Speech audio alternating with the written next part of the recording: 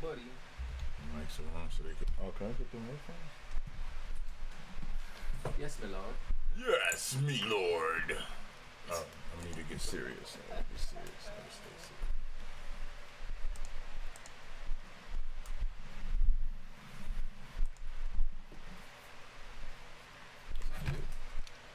Did you just fuck the camera up? Yes, you did. You want to put that under? It's too late. Wow.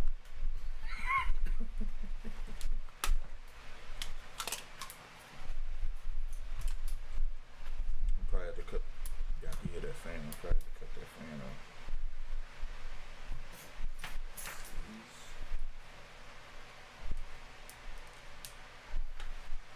Ooh wee, check. You see something here? Check.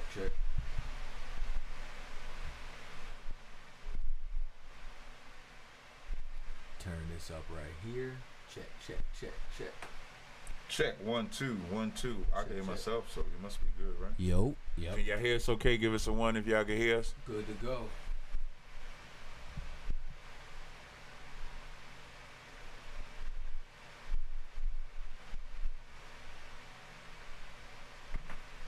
Oh, you know what? It's a lock, yeah. What?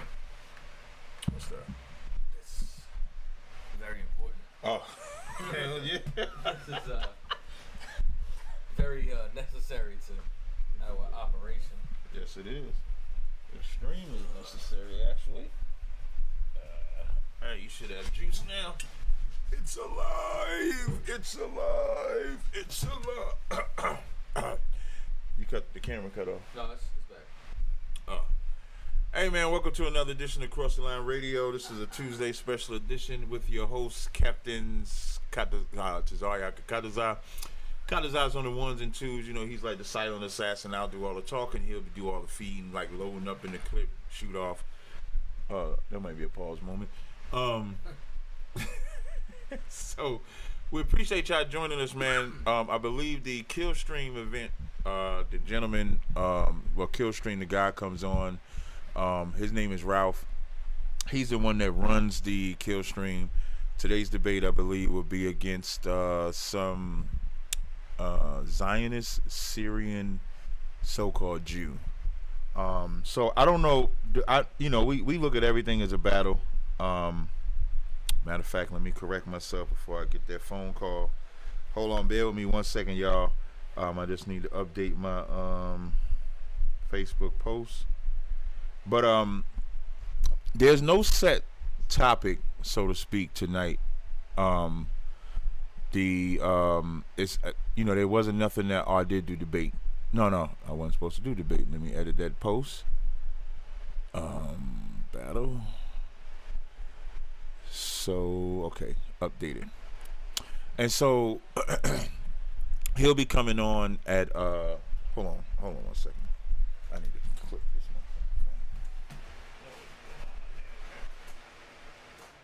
one. Alright, that's a little better. That's a little better. So tonight it'll be against I think he's a Syrian Zionist. No, don't do that. No, not tonight. No, not tonight. That was kind of funny. He's a Syrian Zionist, so-called Jew. That'll be live tonight. We'll be cross-streaming, Now, also, I believe this is also on Black Watch Radio as well. So you can catch this on Cross the Line Radio and Black Watch. If you have not subscribed, make sure you subscribe. If you have not thumbed up the video, make sure you thumb up the video. Also, oh, yeah. Shout out to my man, Madabar. I got the IHBK Brotherhood shirt on, provided by Madabar. Madabar, if you got a link on, man, you need to start putting some links on so I can promote your stuff. You know what I mean? Because I think that's important that we support all Israelite business. A lot of Israelite business, if I could, for the Israelites that have their business, my only advice to you is I want y'all to start going all the way out with how you make and handle your products. What I mean by that is, I notice a lot of times when I come up with names for the oils or butters that we sell, most of the names y'all come up with usually be biblical, which ain't nothing wrong with that, of course. But you want to be able to make a supply something that supports outside as well. So that's why some of my names will be like Give 'em Some, and then I'll have a name like Stronghold. I'll have a name like Barack. I have a name like The Truth. I have a name like Yapa. So you want to actually, you want to push your business to make it as big as possible. There's nothing wrong with that. And you want to go into it. One of the things you don't want to do is look for a quick sale, so to speak, meaning you're always going to get support for your business, but you want to get turnaround, repetitive, consistent, loyal support. So I would just advise you to go full tilt with it. So, and I was saying that like Madabar, he makes some badass shirts, just like a lot of brothers make badass shirts. The brother down there in Florida, what's the brother's name in Florida? With the shirts. Tazaryach makes some bad shirts. The brothers out in Cali make some good shirts. They make some good shirts in the Midwest. Tazaryach Allah, makes excellent shirts and other products with the jackets and stuff like that. So just go full. And then you got the sisters that, make their products, have their businesses. I believe Yami has some. Ruby, her Hebrew name. I don't say her whole Hebrew name, so I hope she don't get mad at me for saying Ruby instead. But Ruby, Sakawar's Rib, they sell products. I believe Kaya sells products. So you want to go full tilt with it, and just do heavy with the promotion so that your business can be successful. I'm gonna tell you something too, right? Like that, what Captain Sakawar and his rib got going on over there, that gad dust. I use that on everything. That's like gadite adobo. Okay, Ralph just sent me the link. I'm gonna forward it over to you. For the kill stream. Yeah, I'm gonna send it over across the line now. And then while I got y'all, before we do start the debate live, I got y'all help with the naming of my oils. So I have 3. These 5 oils I counted today. These 5 oils put me at 50. I got to do it 5 times. 1, 2, 3, 4, 5. Ah, there it is. It put me at 50. I almost said 50. If anybody ever seen Along Came Polly? Yeah, 50. right. So these represent my 50 cents. So with these, I've created 50 different variations of Fourth Dimension. So for the women, I have Entice for women and Bahama Breeze for women. For the men, I have Prestige. I also have Entice for men as well. And then I have Alpha. If you're an Alpha, you definitely want to cop that. And I'm going to put the link in the chat right now. Currently, I have a sale. So these 5 brand new butters and oils. Shout out to Mika, one of the baddest moderators out there. She put the link for 20% off. So you can get 20% off of all 5, whether you get oils or whether you get butters. Kevin Collins asked what this battle is about. This battle is a open discussion, which I'm pretty sure will more than likely lead into who is the real Israelite. I believe that's more than likely where it's going to go. Him being a Syro-Phoenician Zionist, which I don't even know what that is. Or he might not be a Zionist. I could be saying he's a Zionist and he might not be a Zionist. So I don't know. He's a Zionist. Oh, he is a Zionist. Okay. So what is a Zionist? Can you break down what a Zionist is, Tazaryach? Zionist is basically that they believe that the state of Israel as we know it today, that was established in the late 1940s by the Balfour Declaration, is Israel itself, and it has a right to be a state, and they deserve to take back the kingdom. Let me get my Arthur Koestler book together now, and my Michael Bradley. Where'd I put the chosen? You see chosen people in the coffers? Yeah, right here. Let me grab that. Oh yeah, when he starts playing that sympathy shit. Yeah.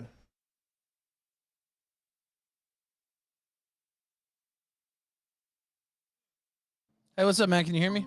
Oh, hey, yes. What's going on? How you doing, Ralph?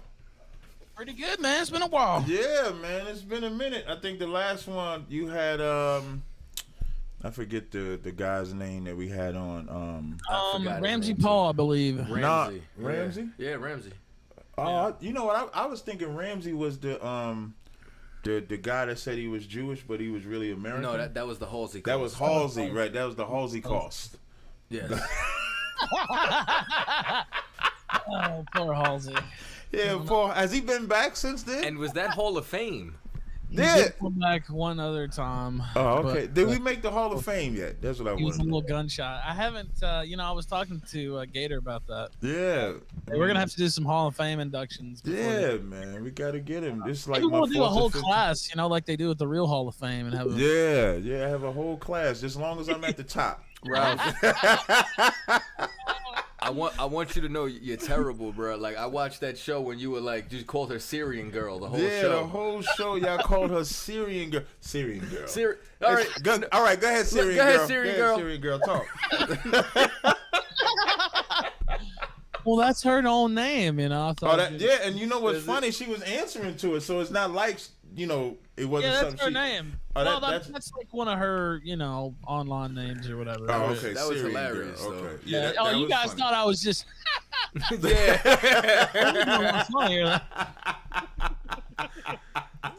I thought right, it was so- funny.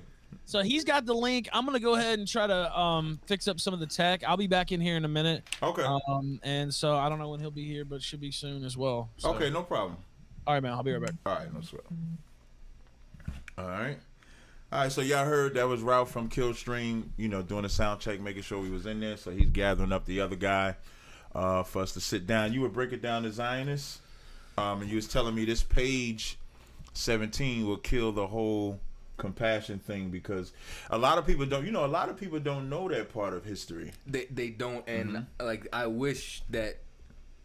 I'm telling you, man, I'm still upset that Nick Cannon dropped the ball when he sat down there because all they did was bring up their oppression and what they believe, how they were destroyed when they had a direct hand in all of our oppression. Right. You know what I'm saying? Like, especially that they owned all those insurance companies and so on and so Right. forth, and that gives you the history from 1492. Well, that'll be one of the things I read. And you saying that with Nick Cannon, I'm gonna call Nick Cannon, Sinetta, and all of them the comb your hair moments, or the comb your hair syndrome. You know how they call, you've heard of the term Stockholm syndrome, I'm sure. Right. And so I'm gonna call these comb your hair. Now I didn't come up with this myself. This is from General Hyman, the baddest war general to ever exist, in my opinion. And so, in talking with him, I was talking to him about the vocab debate, right? And vocab, Sinetta, Nick Cannon all going to go in hand, and I'll explain what I mean when I say that. So vocab Malone is trying to get this debate about the boot kiss, which I've told Sinetta I'm going to agree to do the debate about the boot kiss, and I want it to be in person. And so I don't know if people have seen the interview Sinetta recently did with vocab Malone, and it reminded me of what Tazaryach said with Nick Cannon, where he allowed that so-called Jew to spew all his propaganda of his oppression and never actually called him out on it. Well, vocab pretty much did the same exact thing. Like, vocab was able to get on there, and he liked to call us one Westers. He blatantly lied on ISUPK, which I'll strategically wait before I say that. And then the whole time, if y'all ever see Sinetta's channel, when it's a brother on that channel, Tazaryach, and that brother makes a mistake, or that brother says something that Sinetta clearly doesn't agree with, Sinetta goes for the juggler. Like, he goes for the juggler. It's no holds barred. He goes all the way in. He doesn't change. He doesn't deter. What I noticed with vocab, there was something vocab said. I believe the Sakari cats caught it. They caught where vocab said, dirty, like black people, or black people are dirty. Something like that he said on some interview. When he was bringing up he was talking about lamentation. He said, black people are dirty, or dirty black people. I forget the wording of it, actually.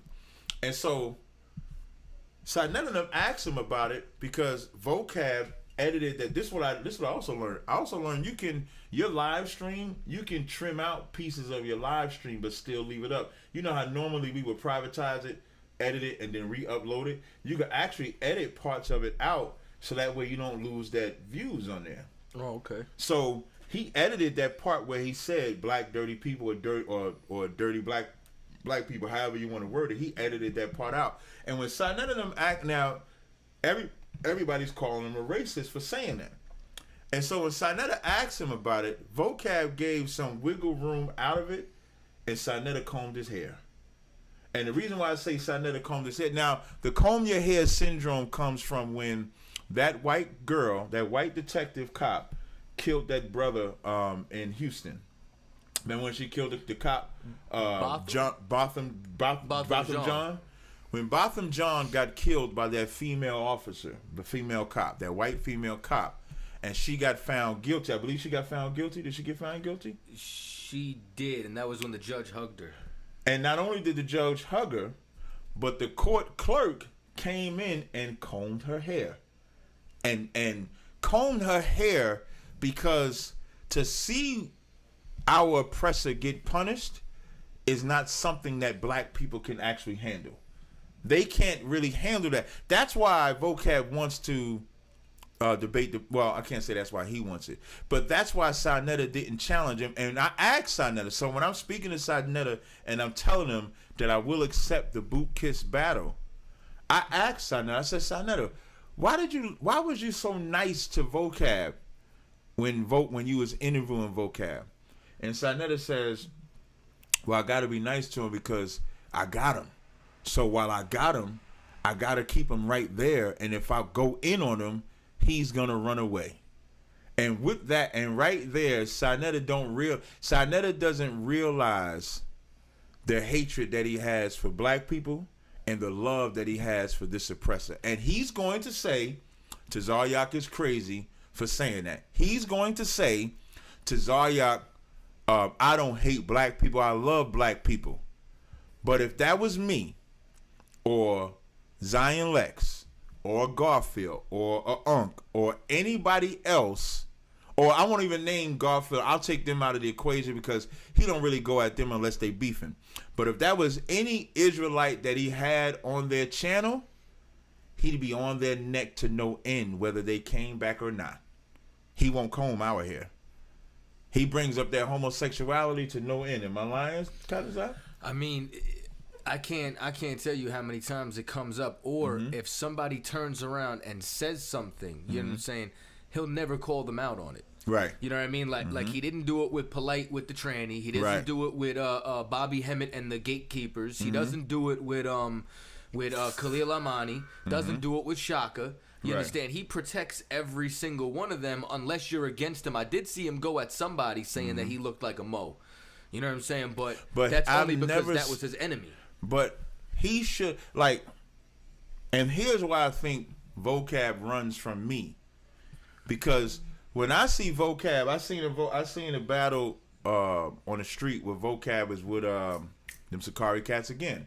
And as I see them, they're like trying to have this cordial dialogue on the street. That's what they're trying to have, a cordial dialogue. To me, if we're going to battle, let's battle. Vocab likes to cry baby in the sense that he likes to say they like to talk about you personally. They like to do this. They like to do that. Now, I can't speak for nobody else.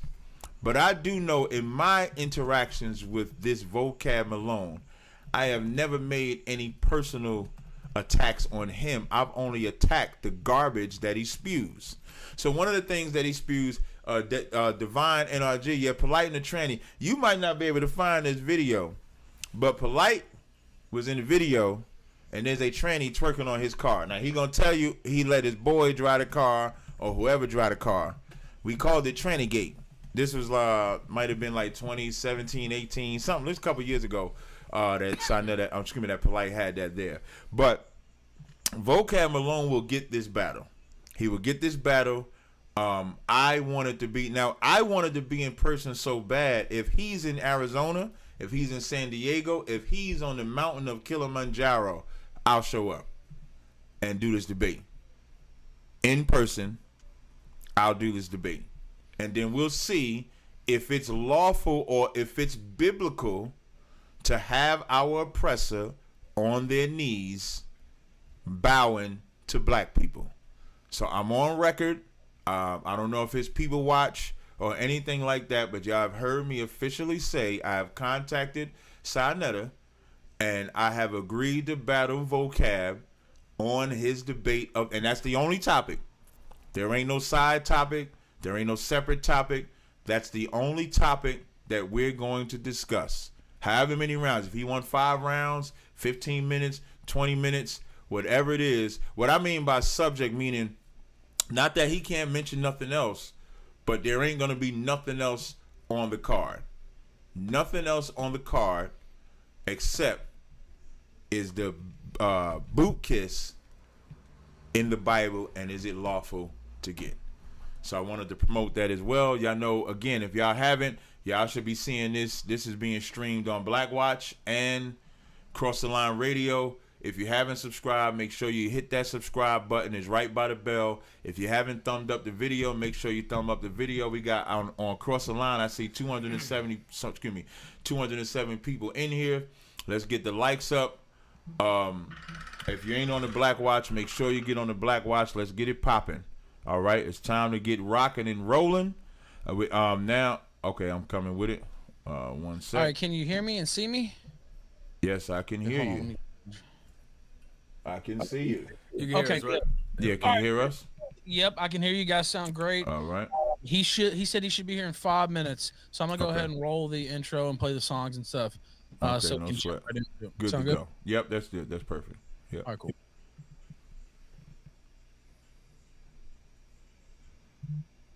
Depending on that intro.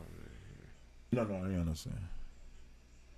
It's now they're gonna they're gonna start seeing this, right? Or they only gonna see me? I'm gonna share the screen once we get going. Okay. So y'all will be able to see the screen. Tazaryach's gonna share this.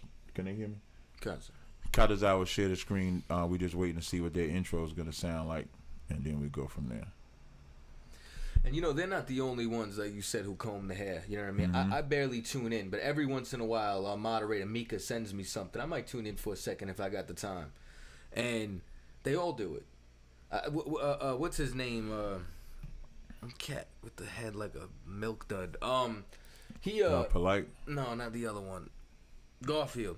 Oh yeah, He actually, and what's funny is you would think Garfield was a Muslim. It looks like he has an impermeated black mark on his forehead. I could be wrong, but when I look at him, I feel like I see Garfield has bowed his head to Allah a million times. Like like when they be bowed, they get that black dot. That's what Garfield's forehead looks to me. But he had a Jewish woman on his channel that was breaking down the Torah, and he was treating her like she was the authority. Listen, I was just talking to a sister today, and she and I both agreed Garfield combs the hair too.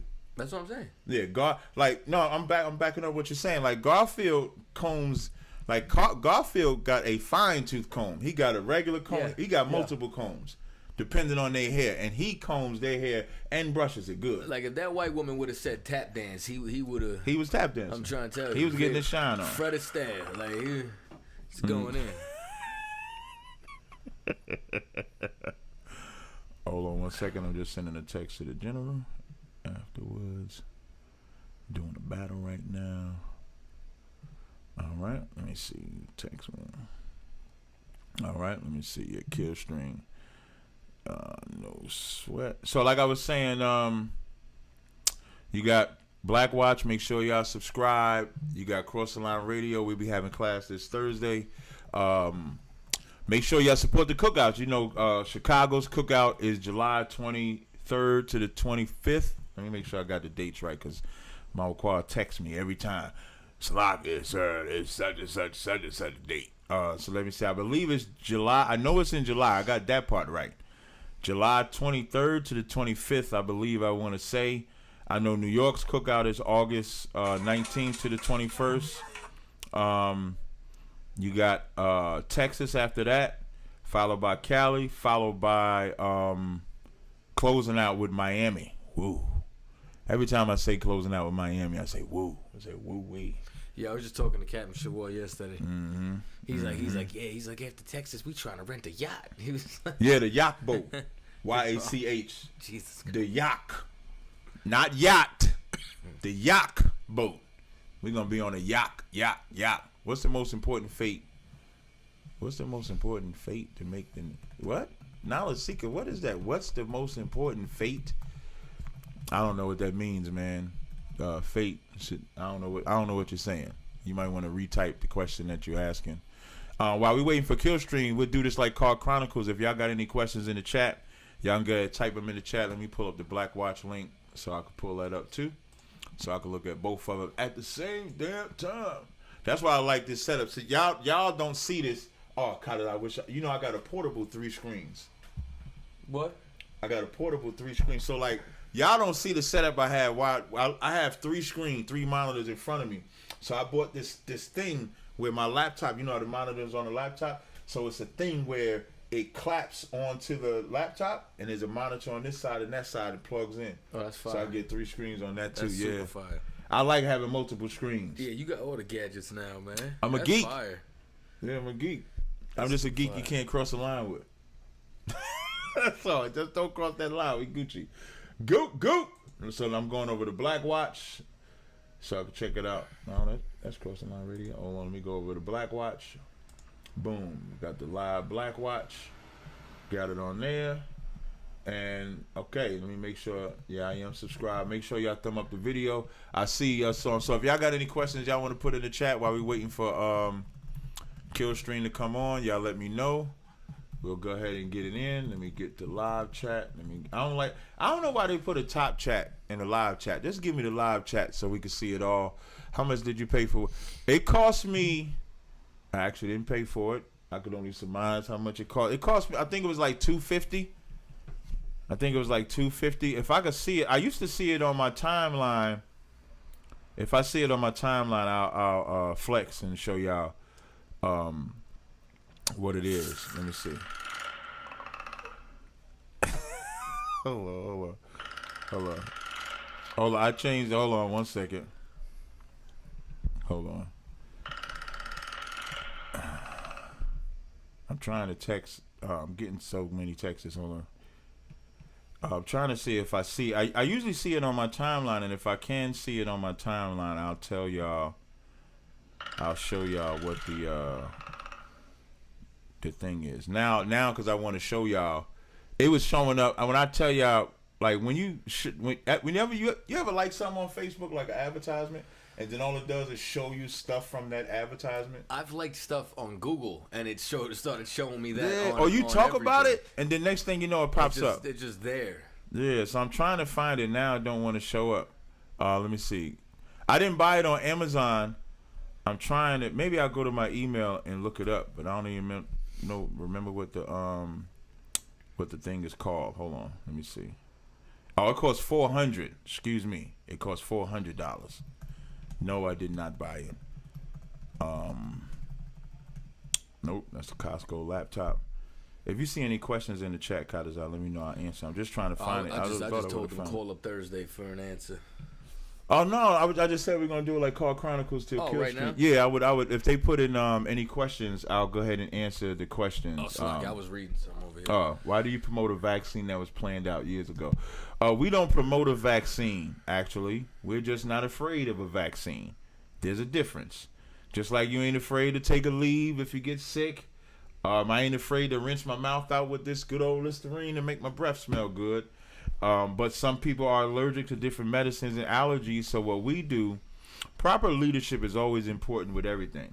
So we don't promote the vaccine, but like any medicine, you consult with your doctor to make sure you won't have any side effects, and then that's fine. With that said, the last time I looked up on how many fatal deaths came from the vaccine, I think it was like 12 out of the millions that taken it.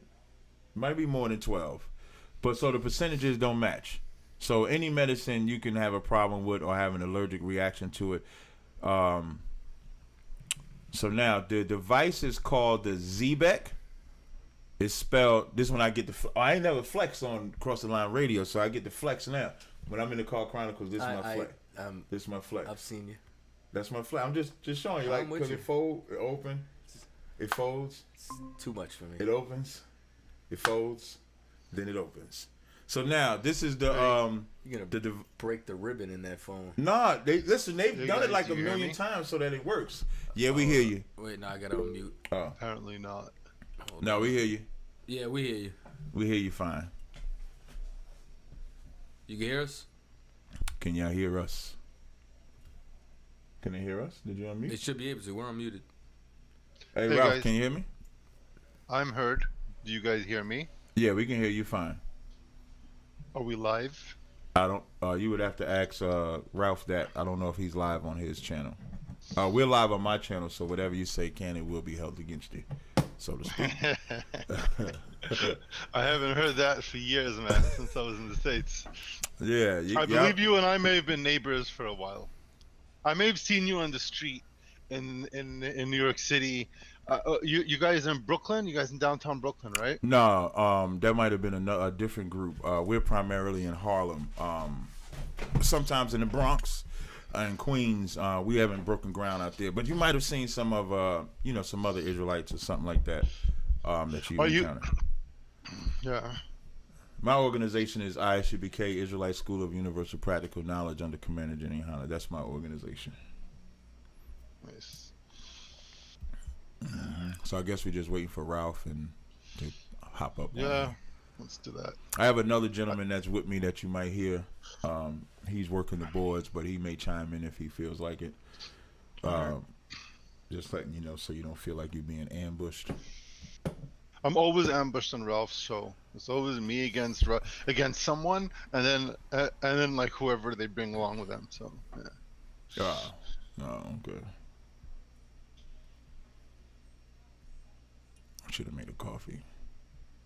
What time is it by you? 9 in the evening? 9:40. Bro, it's 4:30 in the morning by me. Oh, that's good, man. Yeah, because you're all the way in Israel, right? Yeah. Have you ever been down here? Yes. 2017. Really? Yeah. 2017. Yeah, I visited. How did you find it? You said, how did I find? What do you mean? How did I like it? Yeah. Did you like it? I thought it would be better if you guys wasn't there. Many people think so as well. Yeah, if you guys wasn't there, the land would probably be a lot better. And not just you guys, the Palestinians too. I don't think none of y'all have a right to the land. That's why there's so much war. You know that if you look at it from a satellite, you look at Israel from like satellite, you'll see that Israel is much greener than Syria, than Lebanon, than Egypt. Like since we've come, we've made the land greener. We've made the beaches nicer. We've added a lot to the natural topography of the land. So right, but y'all deny my people from entry into the land. Like right now, you have the people that live in Dimona that y'all are trying to deport. So as nice as you greenize the land, as you say, the people, which is more important, you don't let stay in there. Well, there are a couple of thousand Hebrew Israelites in Dimona, and I don't think they're all being deported. There was one group that was there it's about illegally. 65 to 7. Well, when you say illegally, that's interesting, because you guys divided the land in 1948 from the Palestinians by force, by war. So we won it in a war, yeah. Right. So How would you take it if you took it back? You just sue? You think you would win the land with the UN? You think they would say, "All right, Captain, what's your name? Captain Tazaryach." You actually said it Tazaryach. correct. Do you think the UN would say, "Captain, here's the land. You want it in a court. You get some Jewish lawyer to fight." No, like, but when fight I say, the land but for when you? I say y'all fought for it, y'all didn't get it by any biblical right. You got it from military right. Here's the difference. I'll tell you the difference. How did we get it biblically? Didn't Joshua conquer the land by force? Okay, I'm Didn't explain. even in the time of Moses there was wars. Well, I'm gonna explain what I mean by that. The Lord didn't tell y'all that land belonged to y'all to go get it. The Americans fought for y'all. The British fought for y'all. And after they fought for y'all, then y'all went in there and took it. When Moses and them did it, they didn't join to other nations to get that freedom. Even when you go into, Chronicles or Ezra? When Ezra and them wanted to build up the temple, and the king, the heathen king, wanted to give them other people to help them build up the temple, they wouldn't accept help from foreigners because they had the Most High. Whereas y'all, not only have y'all received help from foreigners, y'all get funded with billions of dollars a year from them same foreign nations. Okay, so if you're gonna bring up the Bible, you would have to show me where the Lord allowed. No, I didn't bring it up. You brought it up. No, you brought up Joshua. You brought up Joshua. No, but after you said that we only took the land by force and not biblically, to which I responded. That's correct. That biblically, it was also taken by force. That's correct. And then you said, but with whose help? If you took it, Okay. I just want to know, like, with whose help was it taken? So if I'm you're talking about. religious, I'm talking about Moses. When you brought up Joshua and Moses. I'll respond. Okay, no sweat. Go ahead. If you allow me to I respond. will. I just want to. No, I Yeah. don't have a problem with you respond. I just wanted you to hear my question clear.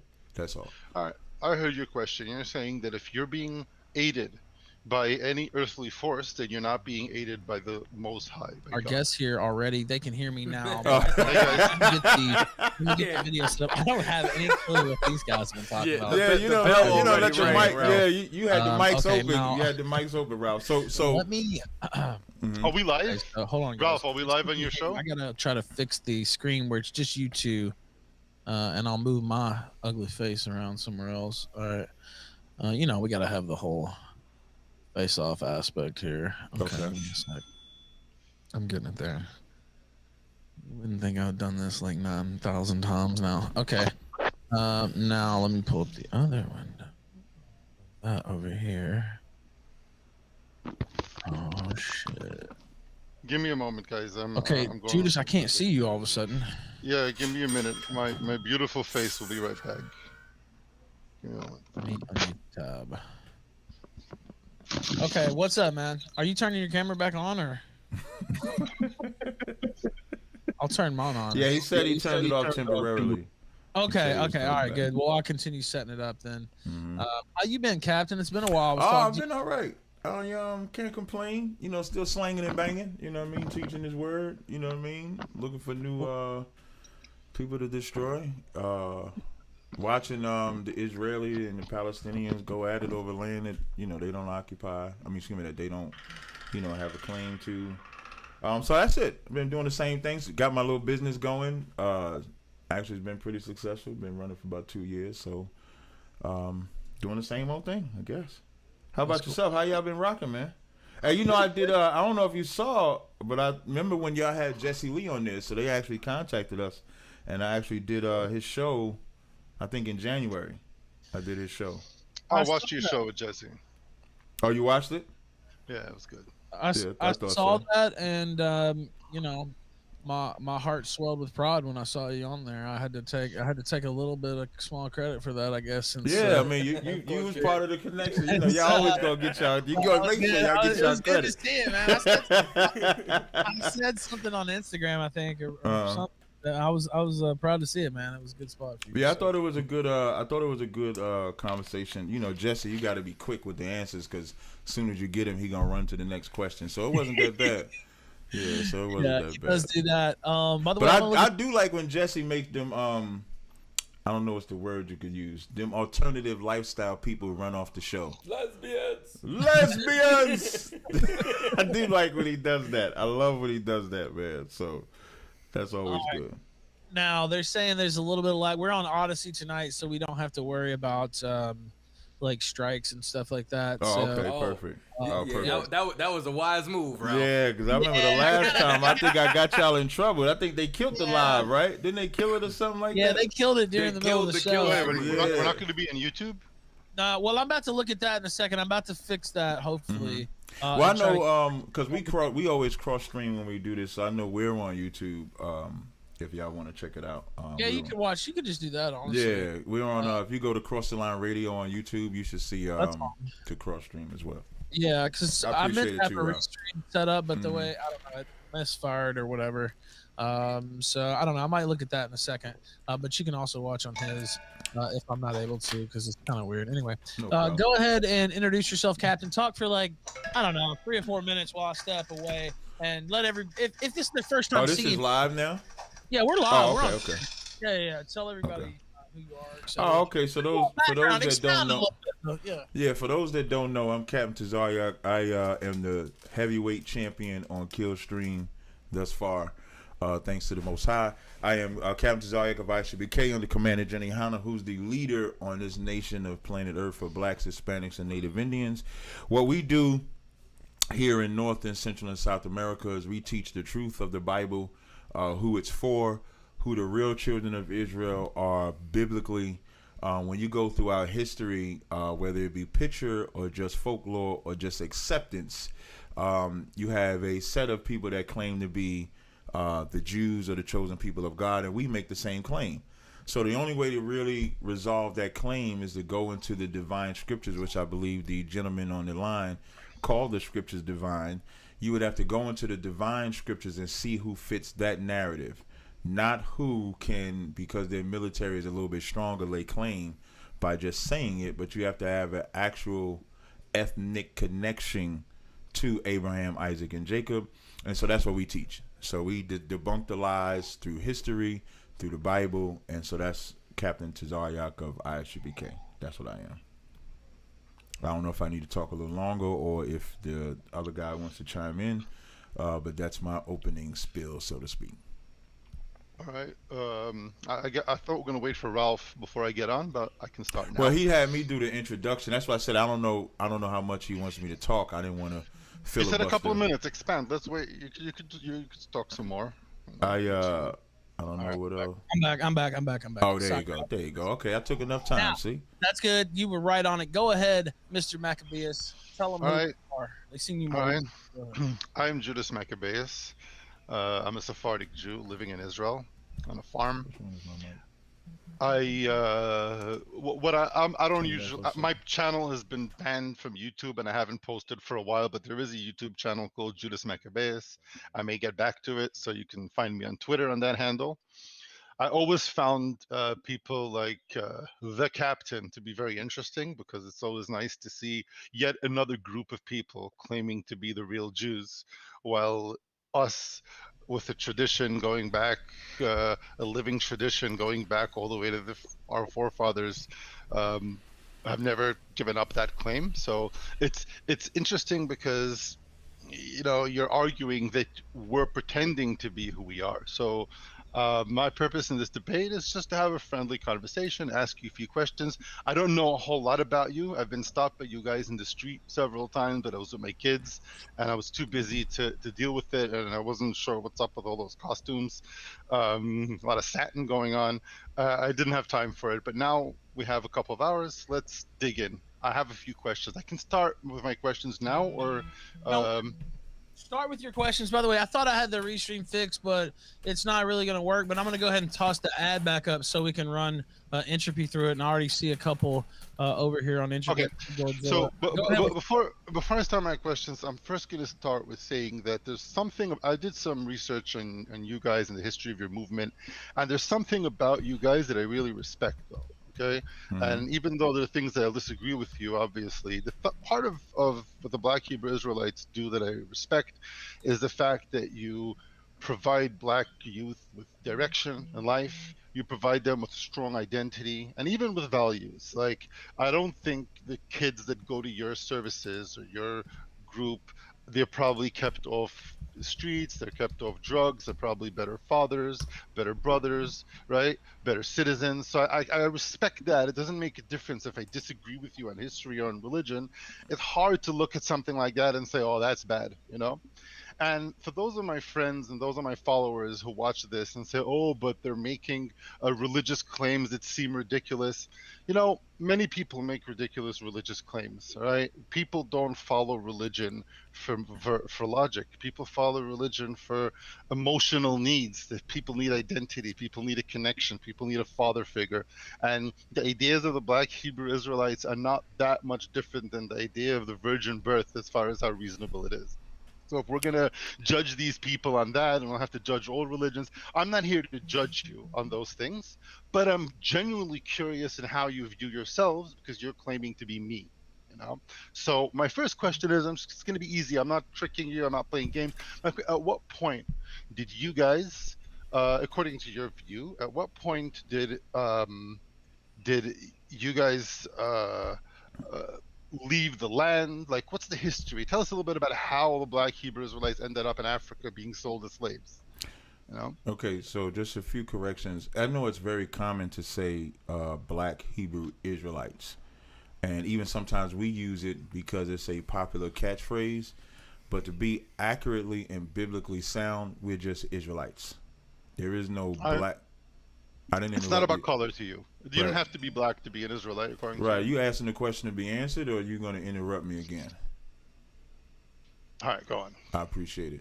So now, we don't use the term like black again is something that they put on us because black is just a color. Black also is a condition. And so as a condition, we're called black, but none of us are the actual color black. So we don't say black Israelites because then there could be white Israelites. There could be yellow Israelites. There could be red Israelites. I mean, it could be the whole crayon box of fucking Israelites. Excuse my language. So with that said, the question that you asked about how did we get to through Africa, even to America, just a brief history. If you know anything about the fall of Jerusalem in 70 AD, you can find any history and you can see that over 1 million Jews, black Jews, I'm using that term on purpose now. This is what I mean when I say we use it ourselves, but to be biblically correct, we're Israelites, fled into Africa. Not only into Africa, but we also were in Europe. A lot of history was destroyed, which started with the Renaissance era. So because we was in the Roman military and you would have garrisons all throughout Europe, we was also in Europe, but we specifically went into or fled into Africa when when Jerusalem fell as a state. And then as our time we was in Africa, the common part of history is that Africans sold Africans into slavery, but that's just not true. Africans sold Israelites into slavery, and so when we came over here to the Americas enslaved, you had some that will remember that they were Israelites. Harriet Tubman's line would be one of them. If you find, there's videos where you can find of Harriet Tubman's family when they tell you that she knew she was an Israelite and she had an Israelite name, and that's why they would call her Moses as an example of trying to free her people, and even the songs that they would sing will correlate to the slave. And so you would fast forward all throughout our slavery, other men would rise up like your Nat Turner, like your Denmark Vesey. And so around the 1900s, when we started interacting with a lot of the so-called Jews, they would give us, even though we knew we were, they would give us their Torah. I'm saying theirs just for teaching edification right now. So the so-called Jew would give us their Torah, they would give us their Tanakh, they would give us their records, and as we were reading the records, we would say, these scriptures don't fit these people. They fit us. So you would have your Rabbi Ford, you would have your Rabbi Matthew, you would have all these people that would start coming into or waking up to the truth. Like in Revelation when it says the earth shall help the woman. So not only would we have the Torah Tanakh, we would also have history start opening up. Like books we would read, like Lost Tribes in Promised Land, where you find out that the Seminole Indians knew that they were from the tribe of Reuben and that their brother Joseph was on an island nearby. This is history that predate ISUBK, which comes about in 1969. So in 1969 is where our organization started. By three brothers first, Ariyah, Yaquab, and Mashah, and then it was formed by four other men, Lahab, Yeshaya, Kazak, and Shar, and those seven men collectively founded what today is the Israelite School of Universal Practical Knowledge. So our history of being Israelites is not something new. It's new in the sense that because of the internet, because of YouTube and stuff like that, people see these black people on TV talk about they're the Israelites and stuff like that, but our history or sojourn from Israel to America is a history that if it's searched out, it can be found, to answer your question. All right. I'm a little confused though, so I hope you don't mind. So let's say a Jew like me, my ancestors are from Syria and Iraq, right? When did we start pretending to be you? In 2 Kings, the 17th chapter, you can start there. When the nation of Israel, that's why it's always interesting whenever I dialogue with one of you people, y'all only bring up Jew, whereas us being in the truth, we know that Jew is a generalized term, so to speak. So Jew could be Judah, Jew could be Southern Kingdom, Jew in some cases can encompass all 12 tribes of Israel, but we never hear y'all mention of the other tribes of Israel. Y'all never mention Naphtali. I never mention. But if you mention Chronicles, you know that the 10 tribes as a group were exiled by Sennacherib. That's actually going to get to my point. You should stop interrupting me. Learn some decorum. I seen you with the Syrian. Ralph, I seen you with the. Ralph, I have a question. Let's do this. But in order for this to be civil, I'd like you to be the. You're gonna tell who speaks. I don't want to have a fight. It's 4:30 in the morning. I understand that. I understand that, but my man, I'm here. to respect the guy, and I don't want to interrupt. You know, I'm serious though. So I'm going to ask Ralph to step in as a moderator, and you're going to call whose turn to speak when. So I gave you 5 minutes. I started asking you questions, and again, I'm interrupting you. Maybe I'm the bad Well, guy, you but asked me a question, and as I go yeah. to answer it, you want to tell me about the other tribes in Ralph, Chronicles. you moderate. Which, Ralph, All you right, now moderate. let him. So just go ahead, Judas, say something, and then let. well, he asked me the question. Well, Okay, Ralph, he well- actually asked me the question about You were talking about the tribes, the different tribes. right. I was talking about the different tribes. He asked me when did he become a convert, and so as I go to answer, According to you, yeah. All right. Well, Well, go ahead and answer. Go right. ahead. So as I go to answer it, like when he did his whole diatribe and talk, I didn't interrupt him. But if you're gonna interrupt me, I'm just gonna call you on it. I'm not the Syrian girl, so I'm gonna call you on your interruption, especially if I don't interrupt you. So if you interrupt you, you shouldn't interrupt me. Now, if you want to have that type of back and forth, I don't have a problem with it. I'm flexible, but just don't get mad when I interrupt you as well. So I can play it however you want. So to answer your question, I'm sorry. No, go on, go on. No problem. So if you interrupt me, I'm not going to say anything else about it. If you interrupt me again, I'm just going to look at that as we can have a interruption between each other's conversation. So I won't say anything else about it, so you don't have to feel all touchy. So now, to answer the question, when you go to 2 Kings, the 17th chapter, that's why I was saying there's 11 other tribes. You got Levi, Simeon, Gad, Naphtali, Manasseh. What I notice about you people is y'all don't have a care for the other 11 tribes that exist because you never mention them. They're never mentioned. And of course, in his response, he'll find some wiggle room to say, no, we talk about Manasseh amongst ourselves, but collectively they just know us as Jews. If you're actually teaching the truth, you talk about all 12 tribes. So in 2 Kings, the 17th chapter, which I'm going to read, 2 Kings 17, and I'm going to start at verse 24. Now, just to give it back. Wait, where are you reading? 2 Kings 17 and 24. Can you read it in Hebrew though, since you're an Israelite? No, I would not read it Oh, in all right. Hebrew. And You here's can't why. read Hebrew? No, I could, if I was to pull this up in the Tanakh, I could read it in Hebrew, but here's why I'm not You're reading an it. Israelite. I don't know. Here's why I'm not reading it in Hebrew. Two reasons. One, the scriptures say if you're going to speak in a foreign tongue, there must be an interpreter. 3, for time's sake, I would have to read it both times. I would have to read it in Hebrew, and then I would have to read it in English. Since the people that I'm speaking to speak English very fluently, I'll just read it in Hebrew. I'm screaming in English. Which Gentile translation are you going to use to read it in Hebrew, if I may ask? I'm reading it in the King James translation. Oh, so King James translation. Yeah, Okay, but King James would not be a Gentile because King James was a brother like me. He was not a white guy like you. Ooh. So I can read from the King James because that's my brother. You reading it would be the Gentile reading it. And Well, I I'm the one wouldn't offering want to you read to it in read Hebrew. it. I'm reading it in the original language, as my grandfather But did. you're as his not. grandfather did. But you see how you made a statement to say which Gentile translation? You're a Gentile pretending to be an Israelite. So I wouldn't want to hear you read it in Hebrew either. I don't know what level of gaslighting this is when a guy is telling me that King James is the Jew and I'm the Gentile, but go on. No, it's an excellent level of gaslighting because It's I'm hilarious. I'm burning your belief. That's the Yes, point. because I'm so you so use the threatened. excellent metaphor. The metaphor, the metaphor you gave. James is a Jew And let me tell you That's something. great. And let me This is tell a you great something. start. What you're saying is the proof that we're the Israelites and you're not.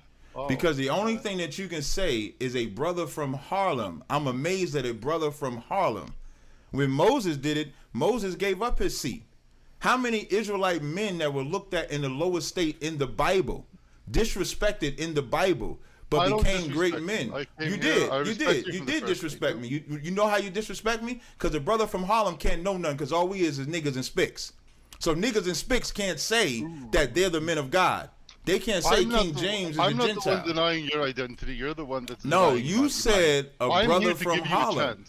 Is Yeah, that what you because said? I'm here to listen. I'm to just you. asking a question. You're here Okay. saying that I'm not the Jew that I. No that problem. I say that And I am. you don't believe that I'm not- I am either. But I didn't willing to disrespect give you you a by chance. saying a brother from Harlem.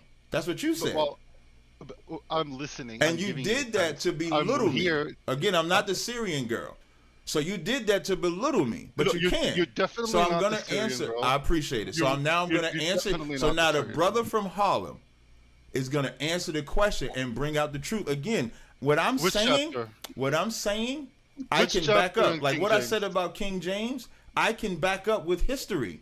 That's the difference. So again, in 2 Kings, the 17th chapter, in the 24th verse. Now, for time's sake, as I was trying to say, this is when the 10 tribes or the northern kingdom got kicked out. And this is when nations were put in place. And this is where you guys come in. So in 2 Kings 17 and 24, it says, in the king of Assyria brought up men from Babylon and from Cathath and from Uah and from Hamath and from Sepharium. All of these are Assyrian, or what would later become the Syrians, that were put in place and put in that land instead of the children of Israel. And what did they have to do? So now when they was there, and when you read 25, it says, and so it was at the beginning of their dwelling there, they feared not the Lord. Therefore the Lord sent lions among them, which slew them. Verse 26, wherefore the king of Assyria saying, the nations, they spake to the king of Assyria saying, the nations which thou hast removed and placed in the cities of Samaria know not the manner of God. So the Lord allowed priests to show them how to not offend God. So from this point is when you guys started pretending to be your kind, because you have two sets of the imposters, so to speak. You have the Ashkenazis or the Khazarians, which I don't believe you make claim. So you lay claim to the Syrian side. So this is where you guys would start to think that you are us. That's why in Romans the 9th chapter, it says they are not all Israel, which are of Israel. Because there are plenty of people that pretend to be Israel. But you would have to fit the biblical narrative of the Israelites in order to actually be the Israelites. And you guys don't fit that. Go ahead, Judas. It's your turn to talk. By the way, we are on Trovo. We just have an ad. I had meant to have a setup where we would have a restream on YouTube, but the actual stream on Odyssey seems to be working well for most, and we get the freedom to say just about whatever we want over here, as you saw with the captain's colorful language there. I can't say those words. Oh, you can. No, you okay, can. okay. You can hear. Yeah, you can hear. I was just saying what this guy wanted to say. He didn't want to call me brother. He wanted to say the nigga. Yeah, he wanted to say the nigga from Harlem. He gonna tell me about King James. That's what he wanted to say. He wanted to say too. To be fair, what do you say to that, Judas? And go ahead and respond and ask. So I never want to insult a person personally, and I don't want to insult people's religion. Okay, are we doing the interrupting thing, or are we not? I just said that you interrupted me. I said I wasn't gonna say anything else about you interrupting me, but if you do, I'll look at it as that's how you want to dialogue, and then you interrupted me, and I didn't say nothing. So you can't say nothing now. From now until the end of the stream, I'm gonna have to deal with your interruptions, or am I? I don't know. I may be quiet. I may not. But in all my speaking, no, it's 5 in the morning. It sounds like you shouldn't cry now, but you shouldn't cry. I don't need to do this. Come on. Either it's gonna be moderated or not. I'm not gonna have. I can't have a yelling match with you, bro. Look at the Go ahead. Go ahead and speak, Judas. He got to talk. No heart. Got this?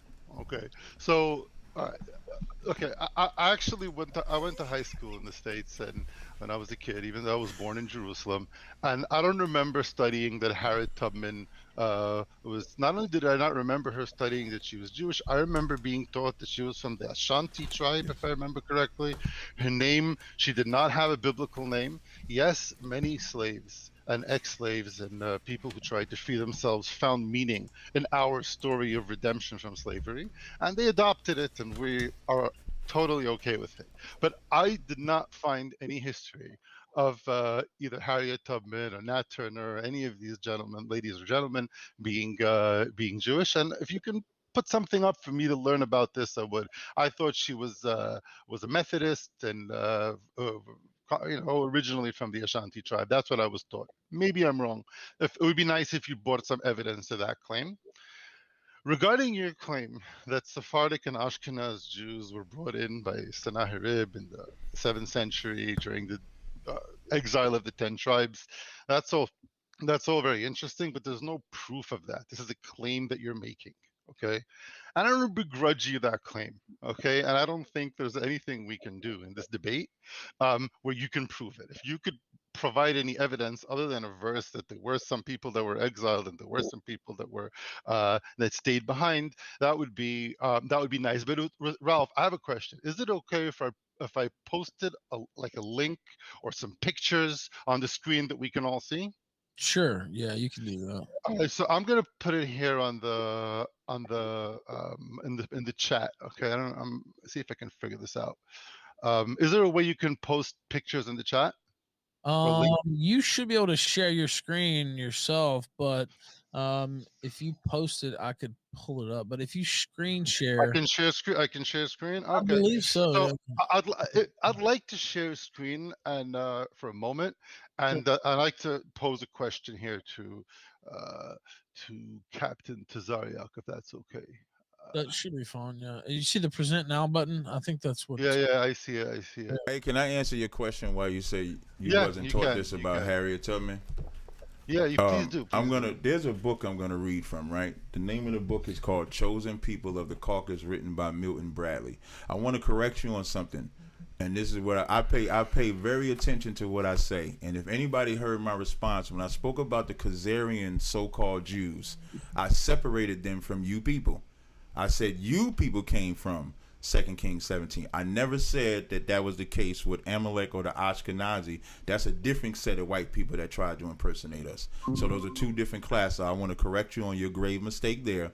And then to answer your question as to why you wasn't taught that in school, this very book there, what page is that? This is page 23 of Chosen People from the Caucasus. Page 23 of Chosen People from the Caucasus. Please read that, Tazaryach. Jewish professors are inordinately represented in subjects such as sociology and anthropology, subjects of study that deal with human relations and development. Jewish experts in the fields are again inordinately represented on boards of education, influencing what is taught from preschool through graduate study. Say that again. Jewish experts in the fields are again inordinately represented on boards of education, influencing what is taught from preschool through graduate study. Now, what that means is you people control the narrative. By the way, Judas, send me that link, and then I'll pull it up. That's not. You can't see it. You can't see it from here. I can see it. Yeah, I can see the image that he put up. It flipped the screen around. It's a picture, it's not a link. Right. I have links. I know. I'll have to pull it up. Yeah, pictures are amazing. You know, they got a picture of this guy. I have a question. I got a question. Wait, let me finish answering. And what I would work on it. You want to finish your interruption first? Okay. No. Well, I said I can answer your question about the Harriet Tubman, and you said go right ahead, and so I did. Yeah, you started reading from a book, How Jews Control the Media. Great answer, but go on. Because you won't believe the nigga from Harlem. So maybe you'll believe Michael Bradley. He wrote Chosen People of the Caucasus that showed you were the imposters. I have the other book. I have the other book, Arthur Koestler, 13 Tribe, which also shows y'all the imposter. I also have the book from what Adolf Hitler and them said, and showed the images of what the Jews really look like, which I'll show that as well. Because you might not believe the nigga from Harlem, so I gotta bring the white people. I gotta bring the white people so you believe it. And so the Jewish people control the narrative. Here, I'll take it off for you and I for a second. I'll give you an example of controlling the narrative. This has nothing to do with you, has nothing to do with me. They teach that Columbus discovered America in 1492. As if they thought the earth was flat, and Columbus set out to say that the earth was not flat, that it was round, and that was a lie. They knew of the land over here already and was searching for gold. So we was taught our whole life that Columbus found out that the earth was round, it wasn't flat, which was a lie. But who controlled the narrative? The Jewish man or the school board controlled the narrative. So what we as niggas from Harlem did was control the real narrative and went into the real history to show who was the real Israelites and who wasn't. So you're right. You're not going to find that in school. You're not going to find that in school. You're not going to find that in school that Harriet Tubman was an Israelite, because God forbid a black person could be an Israelite. What would that do for other black people? That would make them wake up. You made the excellent point to say the one thing you like about us is that we have the fathers in the home. We not on drugs. We have our people. That's the statement that you made. Now imagine if we knew back in the 1800s and 1900s who we were. Our fathers would be in the homes. We wouldn't be on drugs.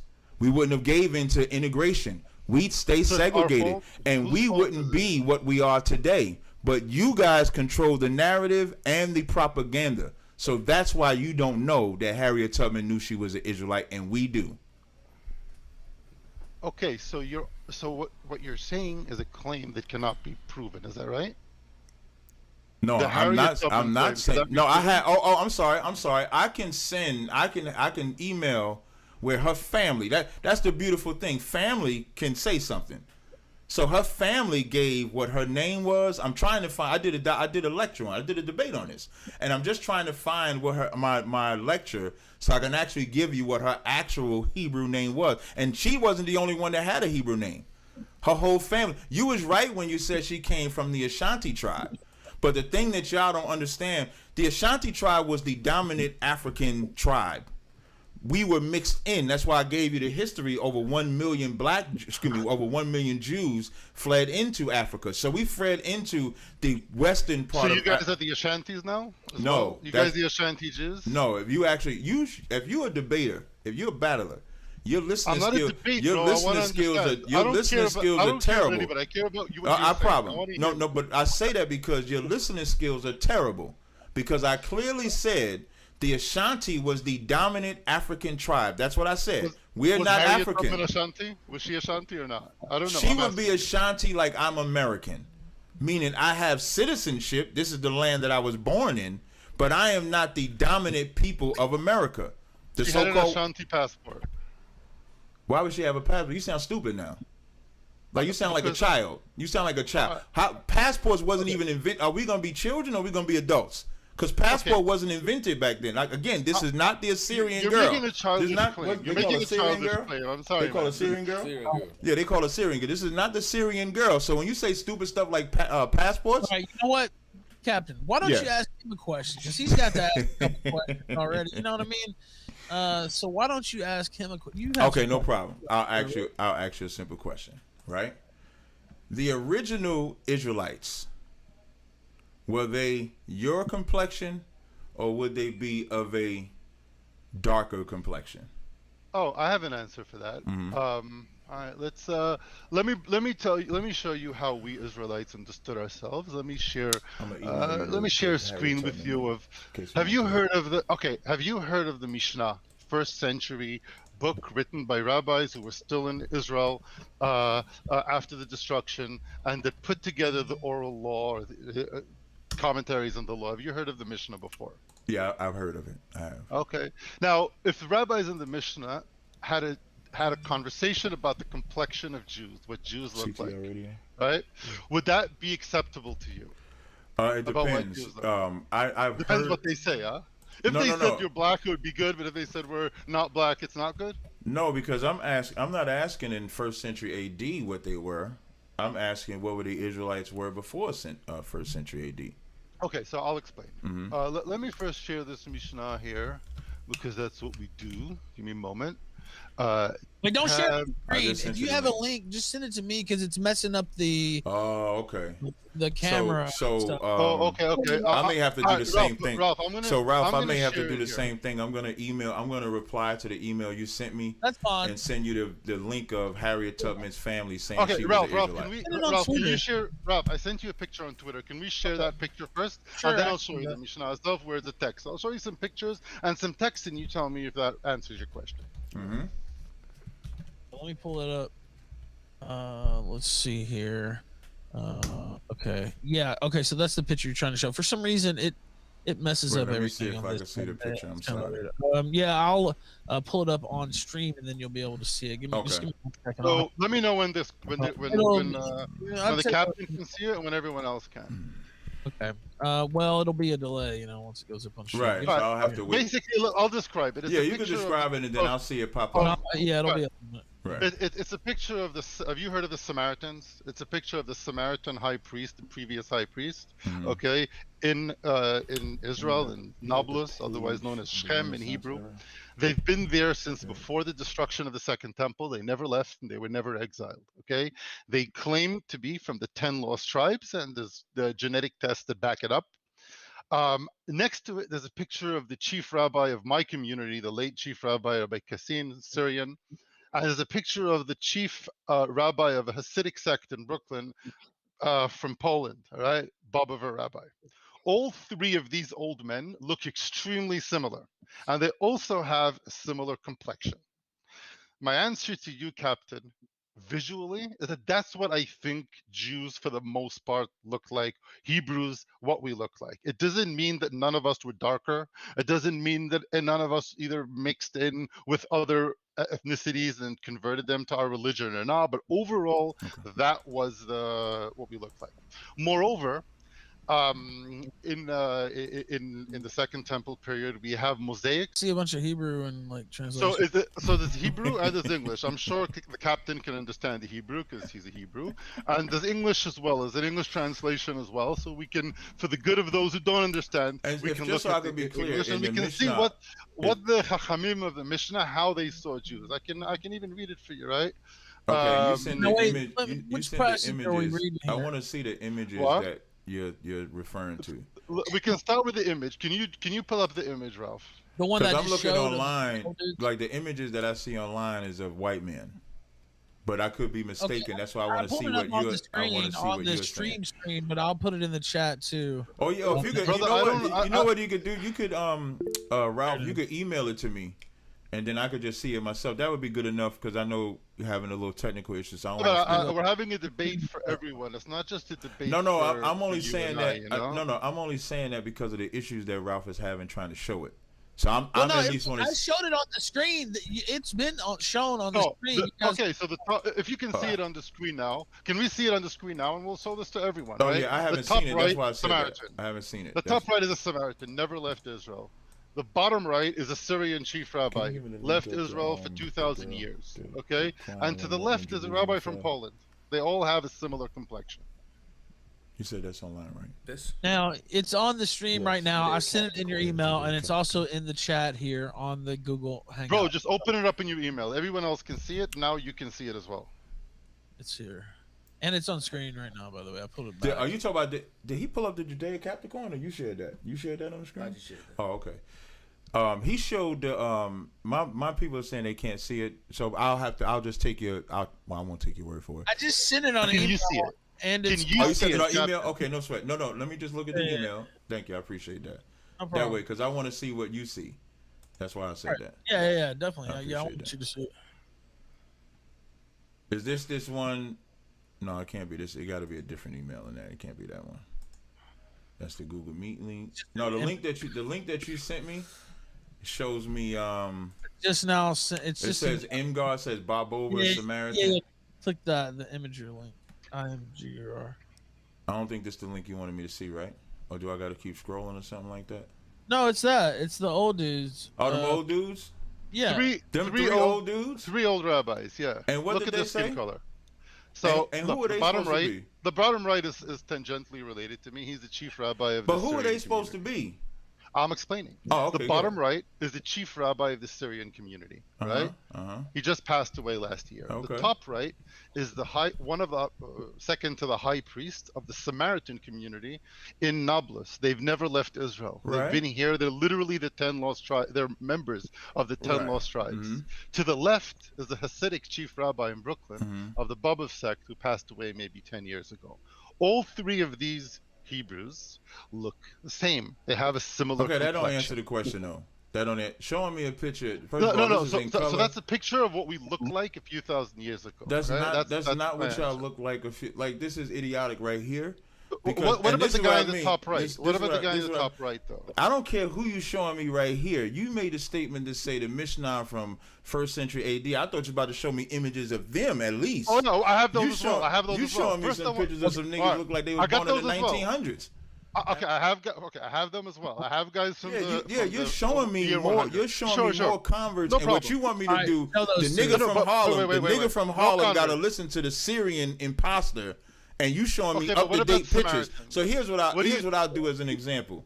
When you go to Exodus the 3rd chapter, when you go to Exodus, one at a time. It's all good. It's all good. What'd you say? Hold on. Let Captain ask something first, and then I'll let you get in. He's asking about Samaritans. Okay, so in Exodus the 3rd chapter, Moses puts his arm into the bosom, and it comes out white.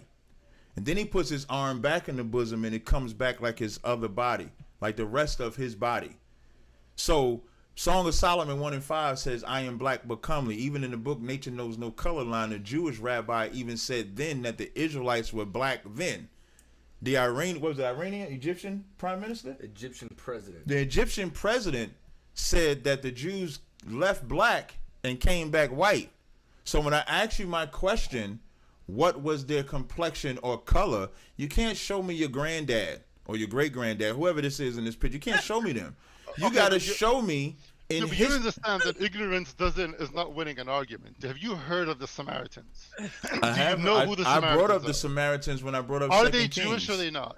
Are they the Hebrews or are they not the Hebrews? Okay, so now depending in the time in history, the Samaritans today, are they today the descendants of the Hebrews or not?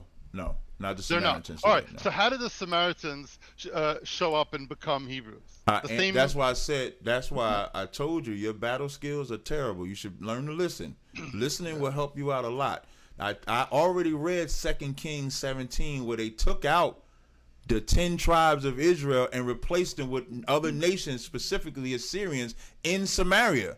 That's why even in the New Testament, in John the 4th chapter, when Christ deals with her, Christ tells her when she tries to be like that's a clear example of an imposter, because as she said, Christ says to her, because she thinks she's us, and Christ says to her, ye worship ye know not what. We know what we worship for salvation of the Jews, and he did nothing for her because she was the imposter, similar to you. So I've answered where the Sumerians today or the Syrians today, where they converted from. I've answered that already. I understand. I understand your response. So you're saying that even in the Second Temple period, the Jew. So after during the 7th century, right, BC, before the Common Era, when the 10 tribes were exiled, that's when we stopped being black. That's your argument. We started being white. Well, you keep saying we. You were never an Israelite. You and your people were never Israelite. I don't have a problem with you. The difference between you and I don't care that you said it. I've heard that my whole life, especially since I've been in the truth. All I've ever heard was the brother from Harlem, the nigger from Harlem, the African, the Spic, the Afro-American, the Latino. But I'm not putting you down. I'm not saying it like you putting me down. Stop being so sensitive. I'm not sensitive. I'm here to have a dialogue. I'm not here to make you feel bad. I'm not saying it to be sensitive. I'm saying it to prove a point. I don't care what you call me. The scriptures say, let God be true and every man a liar. That's why I pulled the scripture to show that Moses, when he put his hand in the Lord's bosom, it turned white. When he brought it out, it went back to his other color. Song of Solomon 1:5. Song of Solomon said, I am black but comely, which when you read the book Nature Knows No Color line, even the Jewish rabbis admitted that they were black. The Egyptian prime minister said the Israelites left black and came back white. The entire planet Earth know that y'all are the imposters. I can jump in here. I got those pictures uploaded. Now, what were you trying to show with that? And I'll let you go ahead. By the way, we're gonna take callers as well at a certain point, so I'll go ahead and throw out the Discord link. And again, you haven't proved to answer my question. I pulled scriptures to answer the question. Even David was called ruddy. Ruddy is a derivative of brown. Even though it's not talking about his skin color, even if you was to try to make it a skin color, it's still a derivative of brown. I don't think you know Hebrew. I do know Hebrew. Well, so what was the Hebrew word for ruddy? I would have to look it up to see. Okay. But this is not a debate about who knows Hebrew. My question was, what color were the Israelites? And you're not answering the cousin. You're not answering the color of the. You brought up your granddad. We don't want your granddad. All right, go ahead. I gotta jump in. Go ahead. I don't want your granddad. Okay, I just posted a few more pictures. Okay, I'm hoping to see. We can add them up. I hope everyone else can see. These are mosaics from the 1st century. Synagogues in Israel, even after the destruction of the temple. These are the mosaics of biblical characters. Okay, one is. Can you send them to me? Because I don't know. I don't know what's up with the stream, but I would like to see the Maccabees. Same color as the rabbis I posted. Same color as the Samaritans. I don't see any. And before you interrupt, I want to respond to what you said about King David. I don't see any one of your complexion really. I'm seeing it now. Even though you're quite light to me. I'm sure you have some white in there as well, some race mixing going on. But I think that if you look at the pictures of mosaics of how Romans saw us, so back then they saw us as light-skinned people. Here you got mosaics of the Roman period. Regarding King David, I'm asking you, since I've studied the Bible every week in Hebrew, right? As my father did, as my grandfather did, as his grandfather did. I didn't make it up in 1969. You know, in the Old Testament, I didn't read Jeremiah 16 no chapter said y'all would inherit lies. I can read that scripture for you too. No more interruptions. I'm making a statement. I can read right? that scripture too. So you I've don't been, deserve I've that been respect raised, because you unlike didn't give some it in the people beginning. in this screen. Ralph, can we? For this to go on, this has to be moderated. I don't yell. Just come on, go ahead, speak. We can hear you. Go ahead. All right, I'm willing to subject myself to being muted when he speaks, and then I get muted, and he gets I tell you muted what. So what I'm gonna do? Ralph, you want to do that? No. So what I'm gonna do? See, I did this in the beginning where I didn't interrupt you. It was only when you. Yes, I did. If anybody, I don't like. Listen, no. I want. This is I real. want This 5 only gonna minutes. take 30 seconds. Be like a real I debate. will give us like 5 listen. minute sections. I don't. I'll give you. I don't have a problem. It becomes a pissing contest. No problem. I don't have a problem. Just for the record. And when you go back and watch this, you'll see in the beginning, I didn't interrupt you either time. It was only when you kept interrupting me, I said, if you interrupt me again, I'm going to take it. This is how you want the dialogue. Now, you can't have it both ways. So now if you want me to be quiet so you can be heard, I don't have a problem. But don't open your mouth when I talk. That's all. You have the floor. Ralph, is this going to be moderated? No, I'm not going to say a word. Whether Ralph moderates or not, I'm not going to say a word. Just don't open your mouth when I talk. Don't interrupt. Okay, you know what? I'm going to call every motherfucker for every interruption from now on, okay? I'm going to be a fucking asshole about it. Both you motherfuckers stop interrupting. You know what you're doing. And if you want me to be a fucking dick, yeah, we can do that. You don't have to with me, Ralph. I'm quiet. He got it. So he got it. Okay, so every time you interrupt Judas, you did this last time, by the way. You interrupted Syrian Girl several times after you whined about fucking interruptions. Thank you. And I'm going to call you every fucking time you interrupt me. Okay, I'm good with that. I'm good with that. All right. Okay, let's do this. All right, I'm going to respond to several points. I sent pictures of Samaritans who never left the land. All right, as well as pictures of well-known rabbis who've left the land, same color. I also sent mosaics of how the Romans and how Jews saw themselves in the 1st century. I also have a Mishnah, which we're going to read together as well in a moment. I just want, before we start with the Mishnah, as a Jew who reads Hebrew and reads the Tanakh every week correctly in its original language, I don't need King James from England to come explain to me what my book says, right? You said that King David had a brownish complexion because the verse in Hebrew says Admoni. I'm sure that you know enough Hebrew to know that Admoni means reddish, right? It doesn't mean brown, okay? And it's traditionally meant to be red hair.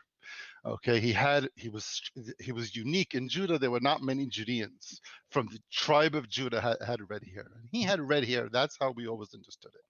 Okay, similar to Esau. Esau had red hair as well, and that's what that's where it comes from. It's nothing to do with brown skin color. Now, if we can share the Mishnah again, and I can show you how Jews in the 1st century, right, how we viewed ourselves. Color was discussed, and I have an English translation. Excuse me, and this also will answer your question why Moses' hand came out white. Okay. All right, now which are we reading? I shared a screen. I just shared it again. It's called Safaria.org. It's a Mishnah. You're talking about first century. Yeah. Now I have it. You're talking about the Hebrew and English text that I have pulled up. Yeah. Okay. Well, which number I get? Oh, I guess it's just one. It takes you straight to the page. Okay. Okay, I'll go ahead and read. Hey, what was the site that you said? I'll read it. I'll read it. I'll narrate it because it needs explanation as well. We're talking about the very leprosy that Captain Tazaryach was mentioning. As well, Captain. By the way, this is what I'm sending right now. There it is. Okay. And we're talking about the spots that you get that makes you impure. That means that you need to leave the camp if you have these leprosy spots. So the Mishnah is talking about people's color. The bright spot of leprosy, right, in a German appears as dull white, and the dull white spot in Ethiopian appears as bright white, Rabbi Ishmael says, Rabbi Ishmael, rabbi, first century rabbi, he saw the second temple. Right? What does he say? The children of Israel, right? Bnei Israel, us. May I be atoned for them. It's a loving way of saying, oh, the people that I love so much are like boxwood.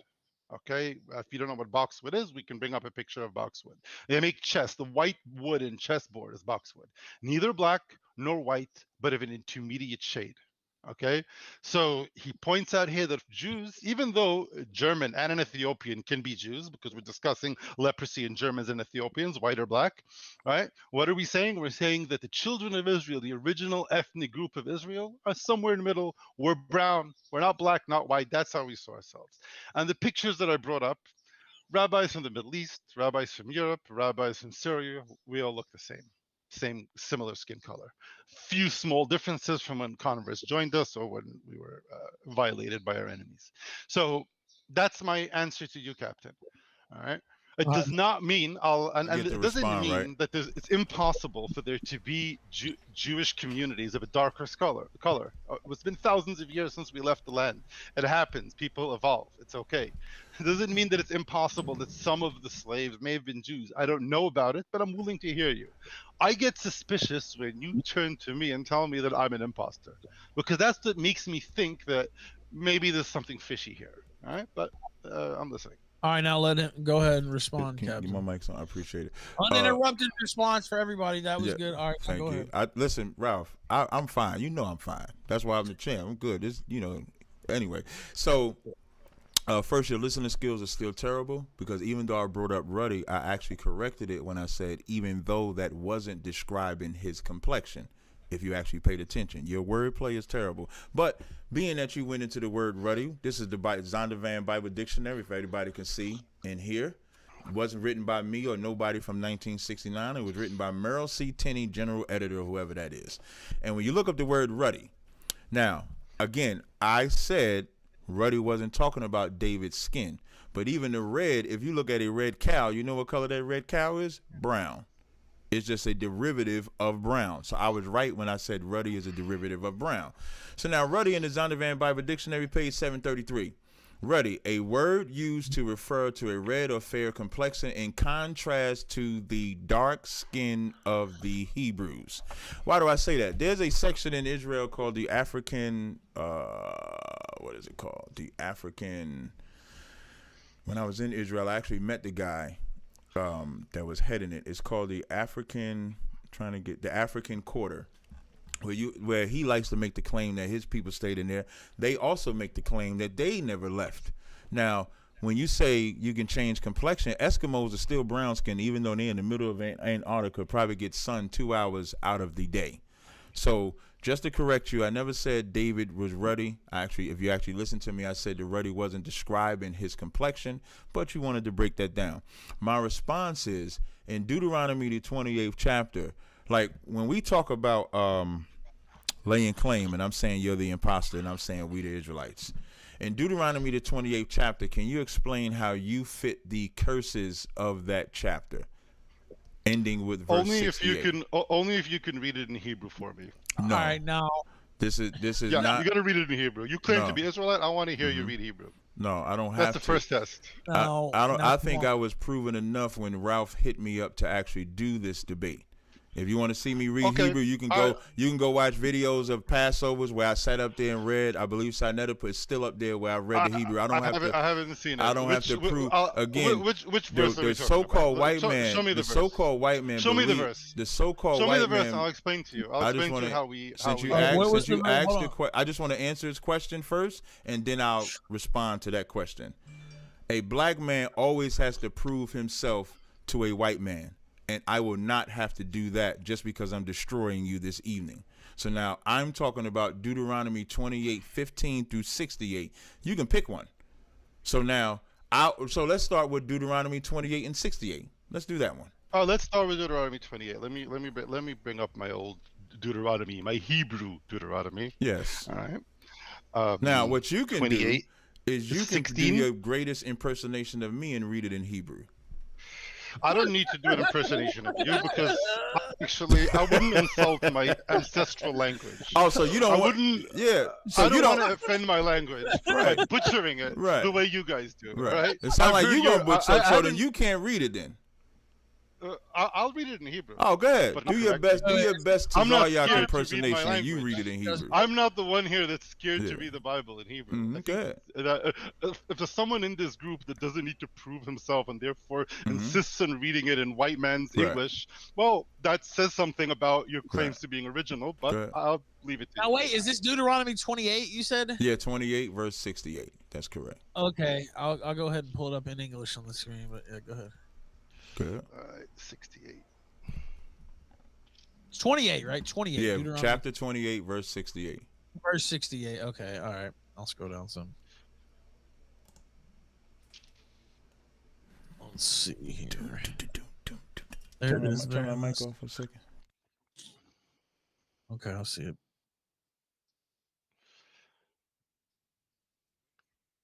All right, so the Deuteronomy in chapter 28 is a list of curses of things that might happen to the Jewish nation if we violate the covenant with God. Right, and the extensive list of curses. Not every single one not every single one happened in the exact same way, but these did. All right, what does it say? Jews, if we're going to violate the covenant with God and we're going to worship idols, we're going to get defeated in wars. We're going to suffer starvation. We're going to reach levels where we're going to be sold into slavery, loaded on ships, and sold back to Egypt. All right, and our slavery. There'll be so many Jewish slaves that no one is going to buy it because there's going to be inflation of value of Jewish slaves, and that happens several times, both in the Old Testament as well as after the destruction of the temple. The first temple was destroyed by the Babylonians. They sold Jews into slavery all over the world. Okay, but that was nothing compared to the Romans, which you can see in Josephus and in other historians. The Romans sold Jews for slaves. They were being sold for the price of dinner in a nice restaurant. That's how many were sold, and they were loaded on ships. And many of them reached Egypt, and many of them reached not Europe, but let's say where Spain is today. All right, many of them were sold to Romans. Many of them were gladiators. And yes, we were sold into slaves as a result of violating our covenant with God, as the Torah says. And I'll read it for you in Hebrew since you didn't want to. Right? And what does it say? It says, "V'heshivcha Adonai Mitzrayim bo'oniyot b'derech asher amarti lecha lo tosif od lir'ota u'tmakartem sham lo'ivecha le'avadim u'l'shfachot ve'en koneh." And yeah, we read this all the time, and unfortunately, this happened. What's your question exactly? Now, wait, let me read that in English. Hold on, let me read that in English for the podcast gang. I'll read it here. Deuteronomy chapter 28, verse 68. And the Lord shall bring thee into Egypt again with ships, by way whereof I spake unto thee. Thou shalt see it no more again. And there ye shall be sold unto your enemies for bondmen and bondwomen, and no man shall buy you, as the verse in the King James Version. Go ahead, Captain. So how do you fit Deuteronomy 28 and 68 was my question. I just explained it. No. What Deuteronomy 28 and 68 says, you shall see it no more again, talking about our homeland. Yet you lay claim to the homeland right now. So where does it say? I'm sorry. Can you show me where in Deuteronomy says we don't see the homeland? First of all, you butchered. Now, again, Ralph, I don't have that problem. He do. That's what I mean. You see how he interrupts? It's but okay. The minute I start, I don't care, Ralph. You know I don't. But the minute I start interrupting him, he gonna cry like the Syrian girl. We gonna call him Syrian girl tonight. He a Syrian too, so we gonna nickname him Syrian girl. I think I've nicknamed everybody on this show. What was the other guy? The Halsey Cost was the last guy, the last Jewish guy. So we're going to call him Syrian girl. I just nicknamed him. Halsey Cost, Syrian girl. All right, okay. So now, I'm going to go ahead. So now, first of all, you butchered your English version of the Hebrew because the scriptures don't say these might happen to you. That's not what the scriptures say. The scriptures say that all these curses shall come upon you. It didn't say some of them. It said... No. Only if we violate the covenant. And you did, and we did. We did violate the covenant. Why do you think? And this is what I mean when I don't think you really know the scriptures at all. You know we violated because I started off showing 2 Kings. Why did the northern kingdom even get kicked out of Israel if they didn't violate it? Why did Israel fall as a nation in 70 AD if they didn't violate it? Because when you read So what's the your first, question? when I'm you trying read to- the how first, did I not answer your question, because though? you asked me a question in the middle. So unlike you, I know how to battle, so I can hear your question in the middle. So I will answer your question as I'm finishing making my statement because I'm skilled at this. You're not. So when you read the first 15 verses, it's the blessings, being above all nations, which we would have when we were winning. That's why we won when we went to get the land. So now when Deuteronomy 28 and 68, it said, ye shall be brought into Egypt. Again, that word Egypt, that name of that land is Mizraim or Tazaryach. We would say that in ancient Hebrew. The word Egypt means bondage. So when it says ye shall be brought into Egypt again, it's talking about being in bondage again. When it says ye shall, But that happened though. That happened to us. It happened. Matter of fact, it happened before the transatlantic slave trade for sure. Yeah, But so this where's the particular, problem, though? because this particular slavery said, ye shall not see it again, meaning our homeland. There's one race of people that claim to be Israel that are not allowed to live in Israel. And that's us, the real ones. All the imposters, because Israel is not just that Israeli state. It's bigger than that. It's Palestine. It's Iran, parts of Iran, parts of what they today call Egypt. All of that is really Israel. And you notice he don't even bring up the tribe. But let me finish. And it said, you shall see it no more again. And it said, you shall be sold unto your enemies for bondmen and bondwomen. There's only one race of people that face this curse right here. And that's the blacks, Hispanics, and Native Indians in the transatlantic slave trade. When Christopher Columbus came over to America, was the start of the transatlantic slave trade. That was the start of this curse right here. And after he took the Native Indians, then he brought the blacks out of Africa and then brought them into slavery. And when it says no man shall buy you, meaning no one is going to redeem us from this, it would be the Most High. But who redeemed y'all? They had a World War II, a World War I, World War II, where they fought for your freedom. Because Hitler, because y'all wanted to be black. Now I know you don't claim this part of white people, but I'm gonna lump all y'all in just for this statement. Now, so Hitler said, "Oh, y'all want to be black? Let me stick them in the oven and show them what they really is to be black." And so the world fought for y'all.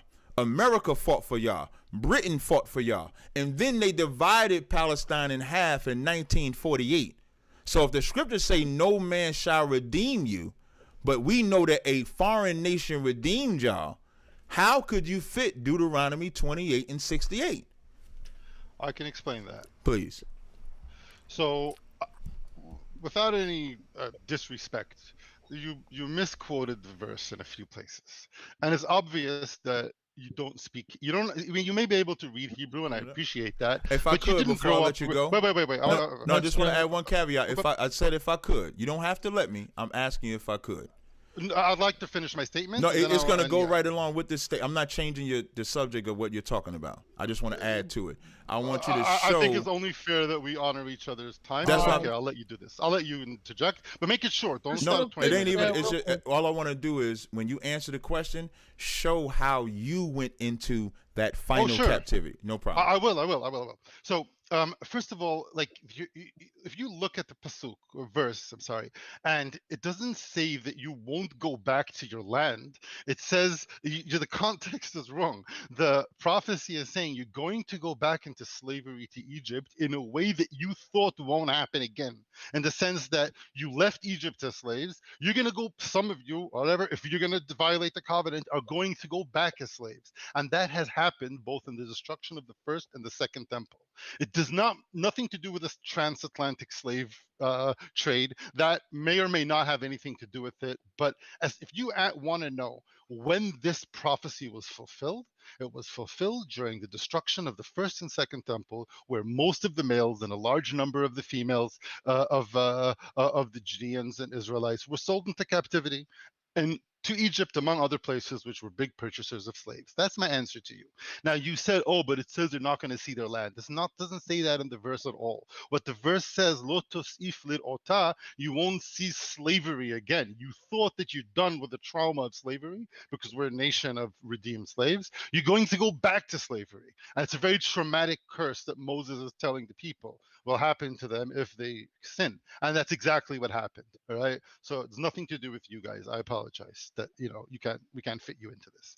I think that's my response to that. And where did it happen? In the year 70 of the Common Era, we were sold into slavery. We were sold into slavery after that, during the Bar Kokhba rebellions, and we were sold into slavery during the Babylonian destruction of the temple. All right. So as far as I'm concerned, I've satisfied your need for a place where we were sold into slavery sufficiently. And I'm pointing out again that you misread in typical white Gentile fashion. You misread the text by thinking that lot tosif od lir'ota means you won't see the land again. It's not what it means. It means you won't see slavery again, right? Which that's all it means.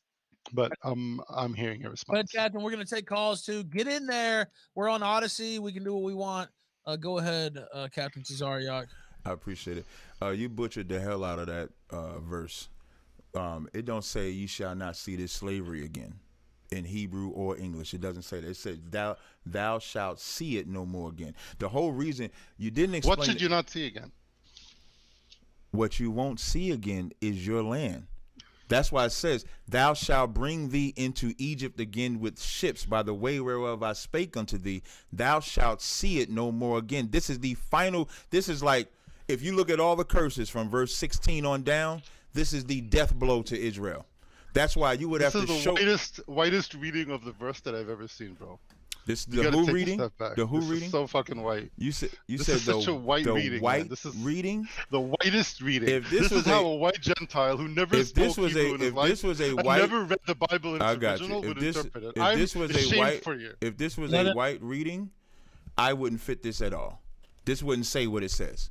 If this was a white reading, it wouldn't say you're gonna go into Egypt with ships, so that we would have a marker. Again, the Bible is the genetic marker for anybody laying claim. Take it off of you and I for a second. Anybody laying claim to be an Israelite, the Bible is our genetic marker. It's what greater do you mean than by genetic marker? I'm gonna explain. It's greater than history. It's greater than my word. It's greater than your word, because this is the word of the Lord. This is the one true living spiritual power that exists on the face of the planet. Nothing greater or anything like that. You won't get a better answer. Now, with that said, this is the death blow for the nation of Israel, meaning there was going to be a tragic event. Like, it's almost like we habitually broke God's law.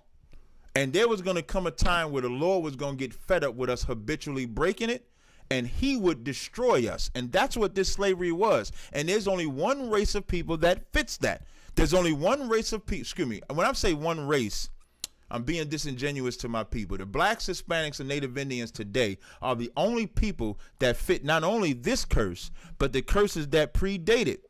So when it says, by the way whereof I spake unto thee, why isn't the sale of matter of Judeans fact, into slavery as a matter of fact, say again? Why isn't it enough to say that the Jews or Israelites that were captured by Rome and Babylon and sold into slavery, that also was a fulfillment of the prophecy? Why does the fulfillment of the prophecy only apply to Africans being sold into slavery, rewind just a second what you just said. Say that one more time. I said, the fact that the Israelites during the first 70 of the Common Era, and the Israelites during the Babylonian captivity were sold into slavery. Why is that not sufficient for you? Okay, I'll as answer a fulfillment of the prophecy? Okay, I got you. I'll answer that. Because y'all was redeemed by man. This just said, no man shall buy you. That buy you is redeemed. No man was going to be able to get you out of this condition. Just like but you realize that buy doesn't mean redeem. Buy means to buy you as a slave. No, it doesn't. About the slave market I'm gonna tell you saturated. something. I'm gonna tell you something. When you say that, that's unlearned, because it says you shall be sold for bondmen and bondwomen, and no man shall buy you. So you can't be sold and nobody buy you at the same time. Of course, that's exactly what happened. No, it's not. You're on the market and no one's buying. I tell you what, for you guys, for you imposters and your version of history, That's probably what happened. But we were sold for bondmen and bondwomen. We were put on auction blocks. Give me 5, give me 25, give me 35. Got a strong young black buck right here. We were sold just like this. And so when it says for bondmen and so I'm sorry, let me answer your question. You said, why couldn't that fit y'all? Because y'all was redeemed by a man. Y'all didn't free yourselves. Y'all didn't free yourselves. Y'all didn't free yourselves. When you read in the Old Testament, the Lord says, as I delivered y'all out of Egypt, I deliver y'all out of here again. So now, the same way they was redeemed out of Egypt was not with the assistance of a man. Even when Hezekiah tried to get help from, what's the king? Tahaka. Even when Hezekiah tried to get help from Tahaka, the Lord checked him on that and said, why you go to them when you come to me for your redemption? But the Americans fought for y'all. The British but fought the for Americans y'all. didn't exist during the Second Temple. I'm not talking about the slavery. You asked. But that was my you response. said what? I got your response. You said why wasn't that good enough? This is why I said your battling skills is terrible. You need to learn to don't listen. Make this personal. I don't make said, this personal. I'm not. I'm the one not wearing making it personal. I'm trying to help you. All I'm trying to do. Here's what I'm trying. Here's what I'm trying to do, young man. All I'm trying to do is help you. I'm trying to help you battle. And the way that you battle is you pay attention to what your opponent is saying. So you asked me, why isn't that good enough? And I said, because you were redeemed. I said you were redeemed by a man, and this says Which man redeemed us? Which man redeemed us? The British, Second Temple period, Jews are in slavery. Who redeemed us? Are you in the land of Israel right now? But we're not talking about now. We're talking about our period of slavery. Okay, this doesn't make sense to you what I'm saying. So I'm going to try to dumb it down for kindergartens, right? Please try. Yeah. No problem. Let's say if what you say about your people, I'm going to take it off of me being an Israelite. I'm going to make you the Israelite for a change. So now, let's say your people were enslaved in 2nd century AD, right? Yeah. And then now you're in Israel right now, right? Yeah. The scriptures say the Lord would do that. The Lord would reestablish the tribes of Israel. Oh, okay. I can explain that. Yeah. So stop. The scripture did not say another nation would do it, because then you're going to give that nation the credit. Like, you can't even take the credit for the state of Israel right now. You have to give it to who funds you. The Americans take credit for y'all.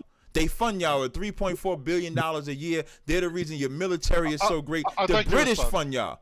The Lord don't fund y'all. The Lord don't watch over y'all. The Lord is the reason why there's chaos in the Middle East. The Lord don't fund y'all at all. Right. He's saying that it's cursed land, basically, over there. Yeah, that's exactly what I'm saying. Okay, so I can respond to those whenever you're ready. And then, I'm sorry. Let him get okay, in. Go ahead. No problem. No, you can whenever you're done. I don't have to get in. Go ahead. All right, so let me ask you a question. You believe in God, right? Absolutely. All right. If you get sick, God forbid, right? Your daughter, let's say, is not feeling well. You go and you're really worried about her health, right? And you go to the doctor and you get medicine and she gets cured. She feels better. Are you going to say that your doctor did it, or are you going to say that the Lord healed your daughter? Depending on the condition, I always give credit to the Most High, especially in healing or anything like that. That's correct. Mm-hmm. Thank you. All right. Mm-hmm. If you had a neighborhood fight with some people who are trying to hurt you, and the odds are stacked against you, right? And you come out on top and you win. Captain, you hear me? You with me, Captain? Yeah, I'm with you. If odds are stacked against you and you win a war, are you going to say that you won, or are you going to say that God delivered your enemies into your hands? Say that one more time. I'm sorry. Let me know when you're available. No, go ahead. To talk. I'm listening right now. I didn't want to interrupt you, so I had him turn my mic off, but go ahead. Shut up. If you have a conflict, bro. I'm listening. Go ahead. All right. If you have a conflict, a war with someone, and the odds are stacked against you, you're outnumbered 10-1, and you win anyway, right? Would you say that you won because you have strong muscles and good weapons, or are you going to say that the Lord delivered your enemies into your hands? Which one would you choose? I'm always going to say the Lord delivered me from my enemies. Thank you. So would we. That's what we say all the time. Now, right? Regarding the creation of Israel, we were outnumbered 10-1. The United States voted against. At the beginning, they were against. They didn't support us financially. There was an arms embargo. All the weapons we got to fight off the Arabs that outnumbered us 10-1, we we stole, borrowed. Jews from all over the world invested money, training, and effort into the new military of Israel. And we consider it a miracle that we came back to our land, as the prophets all predicted, that we will miraculously come back to our land. As far as we're concerned, the military victory of 48 is a fulfillment of prophecy. Not only is it a fulfillment of prophecy because the victory was a miracle, the fact that people came from the Holocaust emaciated, sick, and they managed to form an effective military without any help from the outside world. We only got help later when the United States saw that we're a strong presence in the Middle East and we're more stable than all of the Arab states. They decided to bet on us. And that was a good bet that they made. They have good military bases here because of us. I think it's a good bet. But they chose us because we were strong. We're not strong because they chose us. That's the answer. And we definitely see it as a miracle from God. And we thank God every day for this miracle. And I'm incredibly privileged to live in the land of my ancestors. And I believe that it's from God and it's not from man. The fact that men were involved and put their life on the line to make it happen does not take away from the miraculousness of our return. Okay? Okay, so now I'm going to respond with scriptures, because I think that's the only thing you can respond with. So you made a statement, all of them coming to help you. You know who gets the credit for that? The Americans. God. No. But Americans in 48, there was no Americans. He don't. In 48, Americans. Listen, they had a whole world war. They fought against, you guys were getting persecuted and destroyed by Hitler. All of y'all. But that has nothing to do with World War II. They didn't stop the killing of Jews. The Jews were being killed until the last months of the war. Nobody was trying to stop the killing of Jews. They were trying to stop the expansion of Hitler. I'll let you do your whole You're making a revision of history here. I'm not making a revision of history. I'll let you do your whole little diatribe about who you give credit to. You give credit to the Lord or to the doctor. I listen to all that shit. So now, in the book of Judges, this is what I mean. The verse didn't say. The verse clearly said, no man shall redeem you. Said the Lord would redeem you. The Lord never used another nation to free his people. The Lord tore them other nations up. I'm going to read a few scriptures. In Micah 4:3 it says, and he shall judge among the people and rebuke strong nations afar off, and they shall beat their swords into plowshares and their spears into pruning hooks, and that nation shall not lift a sword against nation, neither shall they learn war anymore. This is Micah 4:3. If that was of the Lord putting y'all in that land, y'all wouldn't have to still keep fighting and keep getting funded from another nation. When Israel was rolling with the Most High, they never needed help from another nation, period. That's why I brought up Hezekiah and Tazaryach. Hezekiah wanted to use Tazaryach. The Lord checked him on it. Now, when you talk about numbers, because that's what y'all had nations fighting for y'all. In Judges, the 7th chapter, in the 5th verse, it says, so he brought him down to the water. And the Lord said unto Gideon, everyone that lappeth of the water with his tongue as a dog lappeth, him shall thou set by thyself. Likewise, everyone that boweth down his knees to drink. And the number of them that lap put their hand to drink were 300 men. But all the rest of the people bowed down their knees to drink water. And the Lord said unto Gideon, by 300 men that lapped will I save you. Those 300 men was all Israelites, and they went out and won the war. And you know what they would know? Just that analogy that you gave. That it was the Lord that did it, because there's no way that 300 men should win that war unless the Lord was with them. He never said in the future, I'm going to have these other nations fight for you. That's not what he said. Yeah, but we don't think anyone fought for us. That's they did fight for y'all. No one fought for That's us. not World War revision. II had nothing to do with us. World War II was fight between European powers. That's not. Germany was trying to control European. Europe, and the UK wanted Listen, to stop. the Ashkenazi was persecuting them Germans over there, taking advantage, and Hitler and them had enough.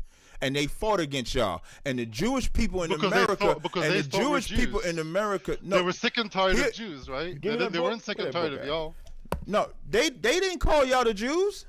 Yes, they did. No, they did not. They called y'all the imposters. Look on my screen. When you look on my screen, this is an excellent book called The Nazis World War II. This is an excellent book. They called y'all the bastard. That's what they called y'all. When y'all look at this book I got right here with the Hitlers, they showed the Orientals. They showed the Orientals. They showed the Negroes. They showed the borders, and they showed the Hamites. What they got here? That hook nose. They call him the bastard. That's what they call them. But they still That say don't. They didn't call y'all. They didn't call y'all the Jews. They called y'all. They called y'all. Yeah. Genius. The imposter. The bastard. The bastard. That's what you. does it say to the left? That's you. You the bastard. Y'all are not. Listen, I can't help. Listen, I can't help it. I can't help. Listen, I can't help it. Put it back up. Put it back up. I can't help it. I happen to speak German. I can't help it that a white that word is bastard, and it's right next to you. No, but it said the Jew is the bastard. That's what it says. Because why is it saying the bastard? Meaning you're not the son. That's what it's saying. You have no connection to those people. That's what. This is what I mean. That's what Hitler's saying. And so because they was willing to would Hitler agree? Because they was willing to. Are you saying that Hitler doesn't call us Jews? Wait. Are you saying that Hitler won't he call us called Jews? y'all the bastard. Okay, can you put the because page back y'all up not again? Hold the page back up to the camera. Put it back up, to be fair. Put it back no up. problem. Put it back up. I want to quote the page. All right, anyone over here who speaks German, all right, is welcome to take a good look at the page. All you got to do is page, look not at the same page. Same page. Jude et in bastard. That's what it says. I know Ralph loved. I know Ralph loved this page right here. So I know Ralph loved or are this. we not the Jew? No, because if you were the Jew, he wouldn't call you a bastard. By the way, the camera went out. I can't. The camera went out. He's saying the Jew is a bastard. That's what he's saying. Right, I know. Listen. Oh, you know now. Wait, hold on. Wait. Just let me finish uninterrupted for a second. I know that it says the Jew is the bastard. The reason why he's calling you the bastard is because he's saying you don't have no connection to us, the people above. The Negro above. I'm not interpreting. There's no reason to call him a bastard. Listen, the scriptures say a bastard shall dwell in Ashdod. A bastard is someone that's not on there. I'm sorry. I don't know. And that's what you guys are. I can't help it. And so to get back to my point, it said no. I just want to finish. I just want to finish. I appreciate it. To get back to my point, if that was divine intervention, it wouldn't be another nation helping you. It would be the Lord only helping you. There wouldn't be no fighting. You wouldn't have to divide Palestine in half. It's all Israel. You wouldn't compromise. The Lord never said compromise to get the land. Even when you go when Moses and Joshua and all of them was going to take that land, it didn't say, "Hey man, just take a corner of Canaan and leave Canaan to the couple of the Canaanites." Didn't King Solomon give a few cities to King Hiram? It didn't say. King Solomon give a few cities to King Hiram? You're talking about something after rulership. I'm talking about when you take a land. When he told them to take that land, he didn't say compromise. You're saying territorial compromise doesn't exist in the Bible. I'm pointing out just one place where it does. No, territorial compromise doesn't exist. No, you're not pointing out my point. What you like to do, and maybe this because you used to debating women, what you like to do is throw people off with the sidebar. Because I know how to battle, I know how to stay right in focus. So if that was divine, and let me tell you something. If that was divine, if that was divine, Palestine would not have been divided in half. Y'all would have took all of Palestine and the rest of Israel. Then you could tell me the Lord did it. The Lord don't compromise. Now, Judas, and then we're going to take some calls. I want to make sure we get a few calls in. Well, we can start taking the calls now if you want. I'll make a short response. Short response. Okay, short response. He needs some help. Get him some water, something. So, that tea. You might want to get you some coffee or something with that. What was that? I said you might want to get you some coffee instead of tea. Wake up a little bit. I started with coffee and now it's tea. All right, listen. If you were such a great debater, bro, you wouldn't have to keep saying I'm a great debater. All right. 2, I'm not really trying to defeat you in a debate. Mm-hmm. I'm trying to have a dialogue with you. And here's one point I'll bring up. Was King Solomon's reign divinely ordained? King Solomon's reign was the succession of his father. So correct. So that's a legitimate reign, right? Yeah, legitimate reign. That's correct. Okay. Now, if you look at even in your white person's Gentile English translation, he wasn't white, but you look at Kings 1:9-11, right? No pun intended. First Kings and Second Kings. First King, Kings 1, 9, 11, chapter 9, verse 11.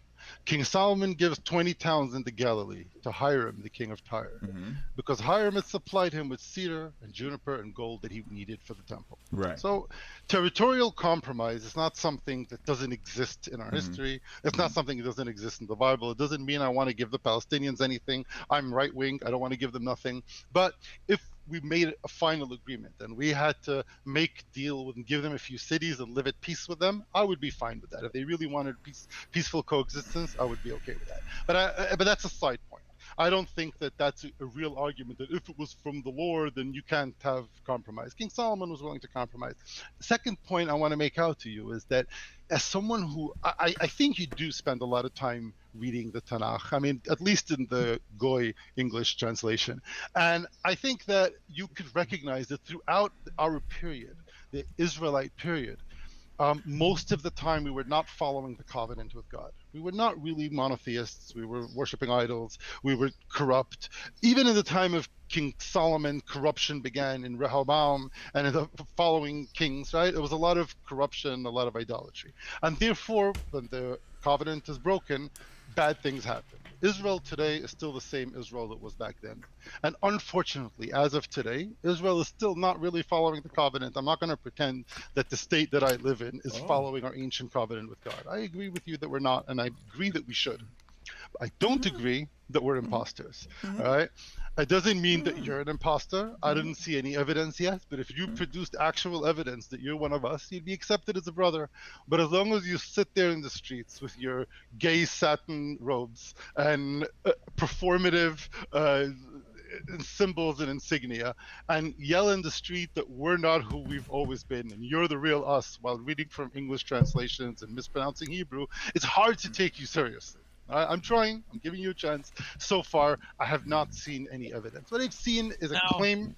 Yeah, a claim made by you guys. You need an identity. You've chosen our nation. You're not the first group of people to choose the Jews as an adopted identity and then to claim that we're the fake Jews. It's unfortunate. It is what it is. And I'm yet to be convinced. You know? All right, now let me. I got a couple questions. Then we're gonna take calls. I'm listening. I'm getting more. I was told to ask this: who is Esau, and what will happen to them?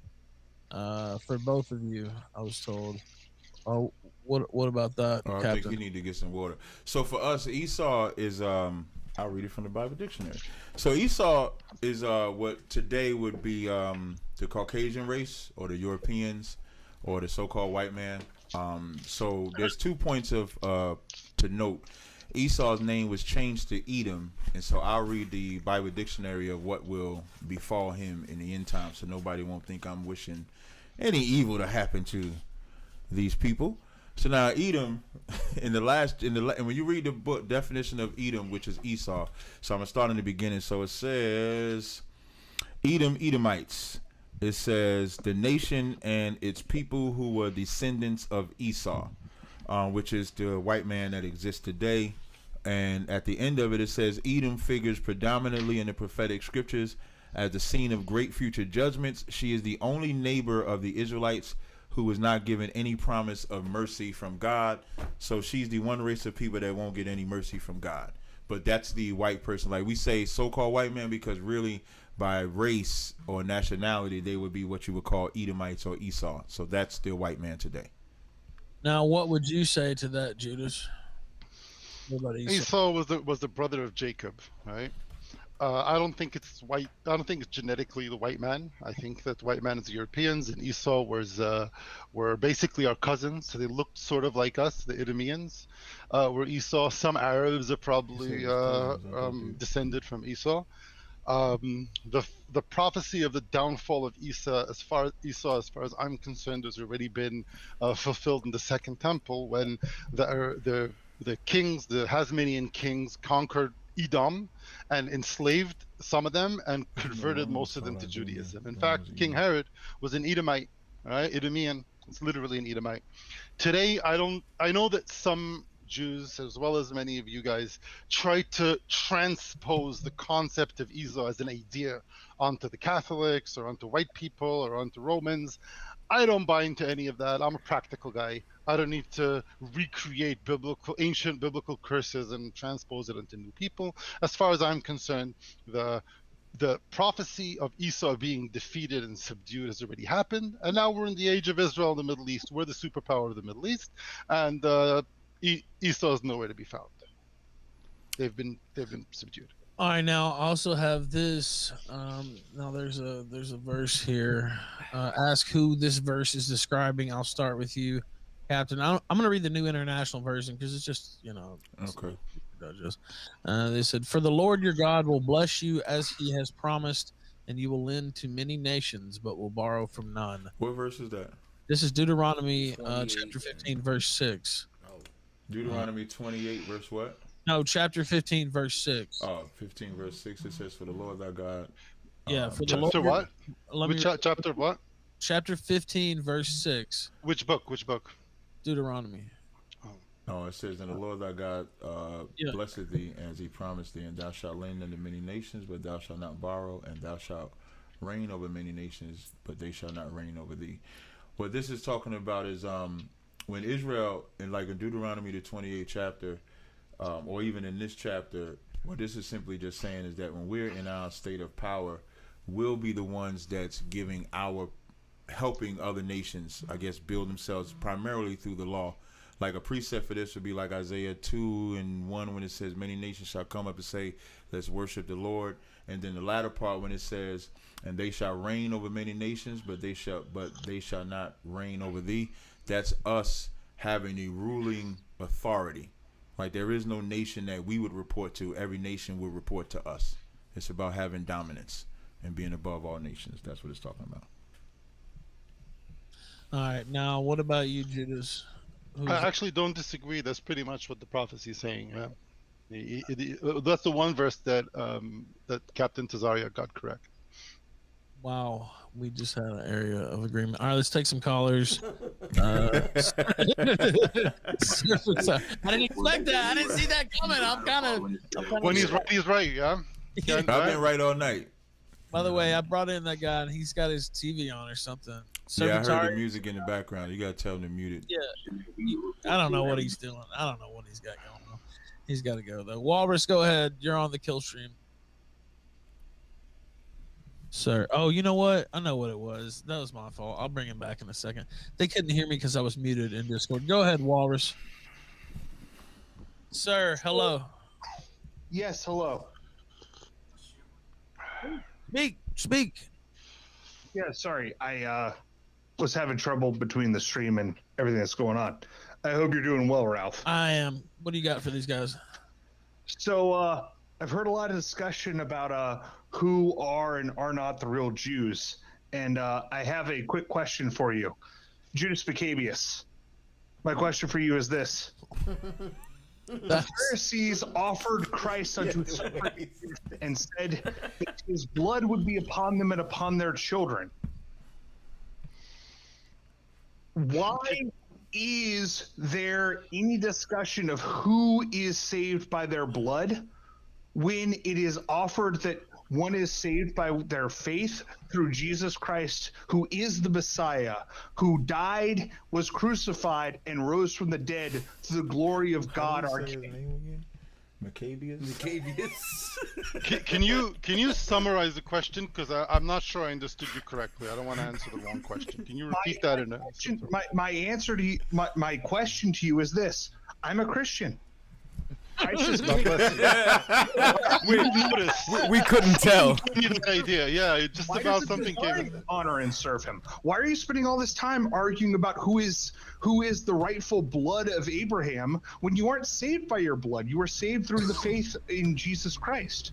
So I really appreciate that question. I really appreciate the question, and it would take me. I can answer the question, but it'll take a couple of minutes, and I don't know if Ralph wants to give me a few minutes for this one question. Sure. Ralph.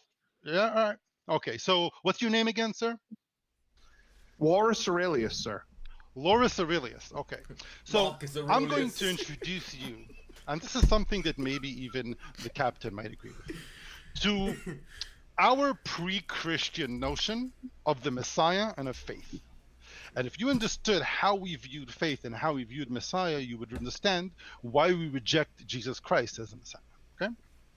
And it doesn't mean that we're right, but I'm showing you how we view it. I don't reject Christ. No, but as a Messiah, you think he was the Messiah? Yeah, he was. That's the king of Israel right now. Yeah. Oh, okay. Then I disagree with all of you again. So my explanation is as follows, Aurelius, that faith is in God alone. And faith in God, the God of Israel, is an angry, jealous God. He doesn't allow us to worship anything else or anybody else. The worship of any intermediary between us and God, in the traditional Hebrew sense, was viewed as idolatry. So if some Jewish rabbi comes and says, yeah, we believe in God, but I'm the only path to God, even if he offers us miracles and even if he does all sorts of tricks and whatnot, we get very suspicious when somebody claims to be the focal point of worship. If we need to pray to them or pray to saints or pray to angels, we Jews have always rejected any idea from Jews or from Gentiles of people claiming to be an intermediary between us and God. I'm not asking you to convince me otherwise. I'm just introducing you to how we see faith. To us, that's the cornerstone of all faith. Now, regarding the Messiah, for us, the Messiah is not magic Superman that comes down from heaven and tells us that he's Messiah. For us, and our understanding of Hebrew scripture, as we've been reading it for thousands of years, in order for one to be the Messiah, he needs to fulfill a certain checklist of things. Among them, rebuilding the temple, returning the exiles, defeating our enemies, bringing peace and love into the world. If he doesn't do those things in the checklist, all of them, then he can claim to be the Messiah, but we're not required to believe in him. Faith in him would be against faith in God. If Jesus, see, I'm not even talking about Jesus, but think of Jesus as a paradigm. It doesn't make a difference if it's Jesus or some other Jewish guy, right? If somebody comes and claims to be the Messiah, we're going to be suspicious right away. First, did you rebuild the temple? Did you defeat the enemies of Israel? Are you a leader? Oh, you're not? So when you do those things, you can come back and make a claim. It's a fulfillment of a prophetic checklist. That's all it does. And that's why we've never accepted Jesus as the Messiah. And we don't accept anybody who wants us to change the law, to not follow the Torah. And that's why faith to us is not faith in Jesus, but only to God alone. Hey, can I respond to that? But did I answer your question, Aurelius?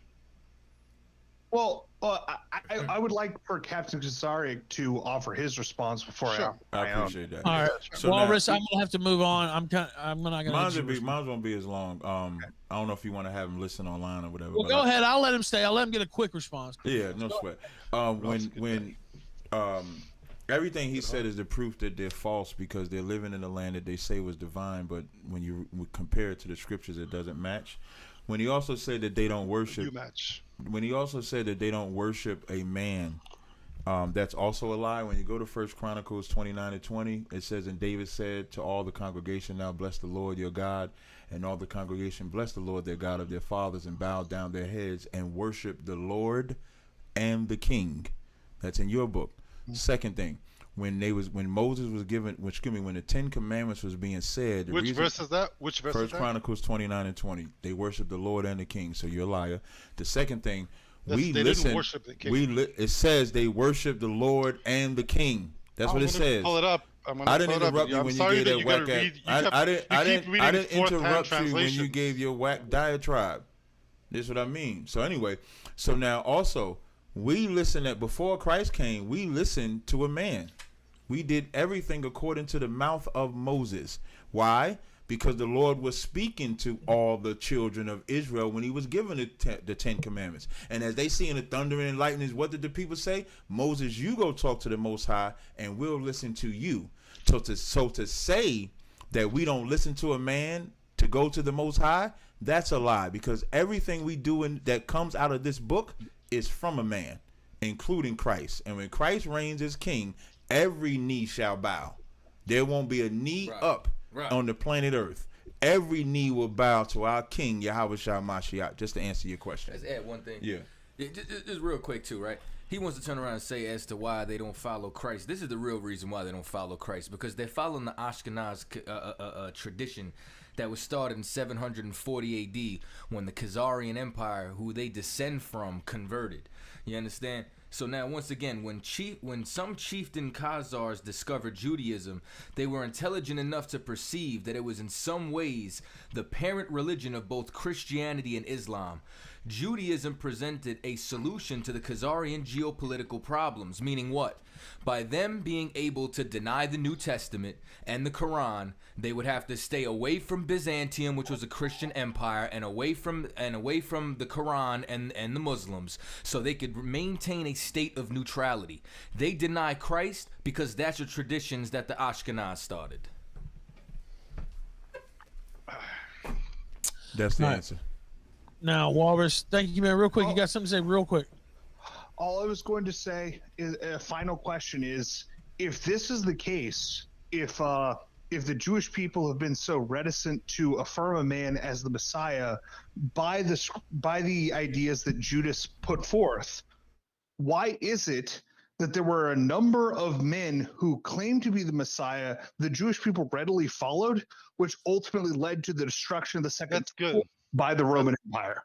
That's a good question. And they followed them in mass revolt and mass slaughter of Roman citizens in order to attempt to fulfill this, and got fucking rocked. Okay, so that's a point. It's a good question. It's a good question. I can respond. So there's one there. You always think you. Ralph, I'll respond. When we had one incident like that, where you had a name Simon Bar Kokhba, who was a Judean hillsman. There's depictions of him, by the way, on different mosaics. Captain Tazaryach, guess what complexion he is? I don't know, right? man. You ain't gonna lie about it. This guy, he didn't claim he was Messiah. You know what he did? He claimed that he can defeat Rome. And he wiped out like 2 legions that were stationed in Israel at the time, and many people thought, okay, if he can defeat Rome, then maybe he's going to be the Messiah. But they didn't look at it the way pagans look at it. Oh, this guy's magic came down from God. They looked at him as a military leader that has military potential to defeat Rome. When he lost the war and got slaughtered, right, they said, okay, apparently he's not the Messiah. So that's just what it is. That's how we always viewed it. Now, you can be butthurt that we don't accept your modern, like, Gentile interpretation of our Hebrew scriptures, but we're not bound by it. We don't have to follow your interpretation. We have our ancient interpretation. We don't go along with fake. We want. If I could dumb that down, if I could even make it simpler for everybody, Moses was a Messiah. Joshua was a Messiah. A Savior is always, like the scripture, the Lord said, I am the Lord thy God, there is no God beside me. Part of the reason why this guy on the Judas, whatever his name is, the reason why he feels that way is because when people think of Jesus Christ, they think of the lies that the Roman Catholic Church teaches. They teach that he's God. They teach that Immaculate Conception, that Joseph didn't have sex with Mary when Joseph did have sex with Mary. So I can understand why he ignorantly believes the way that he does. But Moses saved Israel. In the book of Obadiah, it says, and Savior shall come upon the Mount of Zion to judge the Mount of Esau. So a Savior, which is what Messiah is, Messiah, Savior, anointed. What does Messiah mean? Anointed, right? That's what I just said. Anybody who's anointed is Messiah for that term, but not the prophesized Messiah. What the point that I'm trying to make is that the Lord in Obadiah 1:21 says, and Savior shall come, Christ being a Savior, the Savior. But it's not uncommon because Moses was a Savior too. When Moses parted that Red Sea, and to say you don't follow a man, everything you do is from his mouth. You didn't get it from God. You got it from Moses. We were present at the revelation. No, you wasn't. You wasn't present because I'm sorry. Let me correct myself. Wait. Let me correct myself. You was present for the first. You could do that a lot. No problem. The first 10 commandments. The first 10 commandments was said in front of everyone, but then the rest of them was only said to Moses. Correct. And they didn't hear it because while they was up in the mountain, what was we doing? Making the golden calf to go back to it. To go back. Yeah. So, we trusted Moses to bring the law, but it wasn't because of Moses. We didn't trust Moses. It was the God. We did not trust Moses because if we did, we'd have waited for him. You are not them people. That's why you don't even know how to talk. Because if you knew how to talk, you would know we did not trust Moses. Because in the story, Moses was up there so long, we said we don't know what happened to Moses. Let's build this calf and go back to Egypt. That's what they said. Was that us or was that you? That was us. You built that is not you. So you That's didn't my accept ancestors. That's my people. Not mine. You were the ones trying to be me. Okay, so let's have a conversation. Well, I thought we was taking calls. Of your ancestors. No. I was responding to the conversation of the caller. I believe Ralph has calls on. I done already smacked you up. We can take calls now. I challenge you any day to have a conversation with me in our ancient. We can always come back. To be Hebrew. We can well. See that whole proven thing? Yeah, this guy's not proven. I'm willing to do that. That whole you claim to be Israelite. I am an Israelite. Let's talk in the Israelite language. The language, speaking of language, is not going to prove either one of us is an Israelite.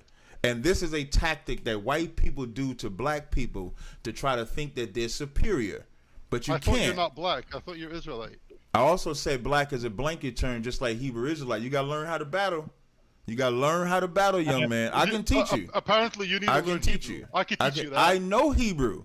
I just know how to be superior because what white people like to do is make us. That's what you started when you said the guy from Harlem, because you don't respect niggas that know stuff. But I know shit, and I don't have to prove. I don't have to prove my criteria. My criteria is that I'm the only one that accurately broke scriptures down. That's why I pulled them all. I pulled how they worship the Lord and the King. I can give you the Hebrew word. It's not a. What is like English? Okay, now here's how I'll cut you in that. The Lord said in Isaiah, "In another tongue will I speak to my people." So whether I speak English, Spanish, Chinese, Japanese, Arabic, or whatever, the Lord prophesied because we would be scattered that I would have to speak in a different language. You don't even know that. How do you not know? How do you not? So like, let's say if I spoke Hebrew, Shema Yasha Allah Yahweh Allah Haya Nawa Yahweh Akkad. Asha Ayan. Now let's say if I spoke Hebrew, now what? I would have to stop your mouth. I would have to translate what I just said. So because the scripture said, "In another tongue will I speak to my people," I don't have to justify myself to you. My dominance and superiority is the information. That's my dominance and superiority on this call. It's just very ironic that you filter it all through the white man's language and you're scared to speak. All right, what language are you talking right now? I don't know what that Yiddish that you speaking. That's not Hebrew. Because you don't know Hebrew. No, that's Yiddish. Because you don't know that's Hebrew. Yiddish. That's from Germany. Even the German postcard that you brought up, you didn't understand. No, it's in I speak both English, German, Hebrew, and Aramaic. No, you speak Ebonics. No, even to say you speak in German, even to say you speak in German Hebrew, is not the real Hebrew. What I said, I did not what I said when I spoke ancient Hebrew, I spoke biblical Hebrew when I said what I said. When I spoke Hebrew, that's real Hebrew. I just spoke it. Hebrew? Yes, I just spoke it. When I gave the Hebrew credo, when I said the beginning of Psalms 121, that's real Hebrew. You just did some, you might as well say gefilte fish or whatever that bull crap is. When you read, and I get that from this book here. Y'all got that from Russia, from Poland. Like your language, that's why I remember that white woman, Helen Thomas. That woman was in office since the 20s or something like that. And when she told y'all to go back home, back to Poland and Russia, they fired her because everybody know y'all the imposters, that you're not the real Jew. Now we can take some more calls, Ralph. I ain't got much more time. We can take some more calls and yell in the streets how we're the real Jews. Listen, none of that. Everything that you said, you're still not a Jew. Waving swords. I can have a sword. I can have my headpiece on that I got right now. I can have my shield of David. You still ain't a Jew. You think if you were really Jewish, you would need to do all this performative bullshit? What performative bullshit? You have not proven anything on this call. Nothing. I don't need to prove who I am. I've been who I am for thousands of years. Then what you come here for You've asking? You've discovered this identity in the last 50 years. And that's because you're right. I just discovered who I was. And that's because bastards like you took it from me. And so now we make it our mission to take it back from you. Yes, you are. Yeah. Yes, you are, because you're the fathers of the transatlantic slave trade. The so-called Jew is the one that funded the slavery that separated me from my ancestors to where we have to struggle with being called black, Negro, nigger, spick, wetback, You were sold Mexican. by other Africans. No, You we were was sold not. by us. I'm not African. Africans were enslaved. I'm not African. Bro, I'm every really dark-skinned sorry person, for you. every I really dark-skinned feel bad every that you need dark-skinned to, like, person deny is your not the own same. identity. East Indians have skin color too. You know, they're not African either. Every Yeah, but you're not dark-skinned East race Indian. is not African. Yeah, but you're not East They're Indian. not. I'm the only Israelite on this call. You're not. Okay. Yeah, What you're the tribe you Israelite. from? What tribe you from? Yehuda? No, you're not. No, You're not. I am. Where's the tribe of you Ephraim wouldn't need at? to pretend. Where's the you tribe wouldn't need of to dress up. Where's the tribe you of wouldn't need Ephraim to dress at? up so ridiculous. Hey, where's the Look tribe at of you. Ephraim at? Where's the What? tribe of Ephraim? Where's the Mostly tribe of in Manasseh? Afghanistan. Look, No, they're most not. of You these don't know guys where are they at. Pashtuns You in don't Afghanistan. even know where they Neither at. do you. You don't know Well, where you're they at. gonna say that they're Indians from like the Plains Indians. That's ridiculous. At least I'm not. At least we're allowed to have You lost don't- you tribes. don't know. That doesn't mean that your claim is correct. The fact that they're lost tribes, as the biblical text tells us, and as all the historians tell us, does not mean that you are the lost tribe. I am. Okay. I am. I'm the only tribe on this so, call. Okay. You so the 13th you're- tribe, like Arthur Koestler said. If I've y'all not are seen the, any if y'all evidence. are the so-called Jew, there must all be you've 13 the Khazar tribes. theory the Khazar theory has been debunked like 10 years ago. The Khazar There's genetic theory studies is that prove legit. that it doesn't exist. Genetic. Secondly, So you want us one to has trust been the white? debunked. So the white man is the devil, but he gonna get the DNA right. Okay, so Are you we kidding faked me? the DNA tests. Look, Why would I trust? So I got to go to a lab. So the white man took my identity, but he gonna give me my identity back. That's an oxymoron right there. you have He took my identity from me. Pictures of Jews going back 2,000 Pictures. years. You ever And they heard of the look like me. Renaissance They don't era? look They like do you. not look like you We at all. posted it in the group. They don't look We like have you. the Showed Bukak pictures of your painting. grandfather. That's what you No, showed. I showed mosaics. No. Ralph, did you pull up the pictures of the did. mosaics? I did. I pull would up probably the have to. I would have to. I would That's- probably have to see them again because Mosaics, we do know the first white. century. We do know the. As I've read, the Jewish man in the educational system manipulated it all. Nobody even knows that the Jewish people, unless you really go into history, nobody even knows that the Jewish man is the one that funded the transatlantic slave trade. That's how insurance companies started. The Jewish man is the true devil on the face of the planet Earth, and that's where you come from. We can take the next caller now. I did make the right call putting this on Odyssey, I think. All right, now let me read these. You did, Ralph. You sure did. K. Max McDonald says, for both, do you accept Judaism as both an ethnicity and a religion, or you feel it is one more or the other? And then it says, what determines being Jewish to you? DNA, just faith and beliefs. I'll start with you, Judas, and then I'll let you get in there, Captain. No, Go sure. ahead. The question is Judaism a faith or ethnicity? Judaism is a covenant between a group of people and God. Okay, anybody who subscribes to that covenant can join. There's a little ceremony you got to do, and then you join. Or if you're born into it, you don't need to do the ceremony, but you're still required to follow the laws. All right, that's how I see Judaism. Give me that same page when they converted.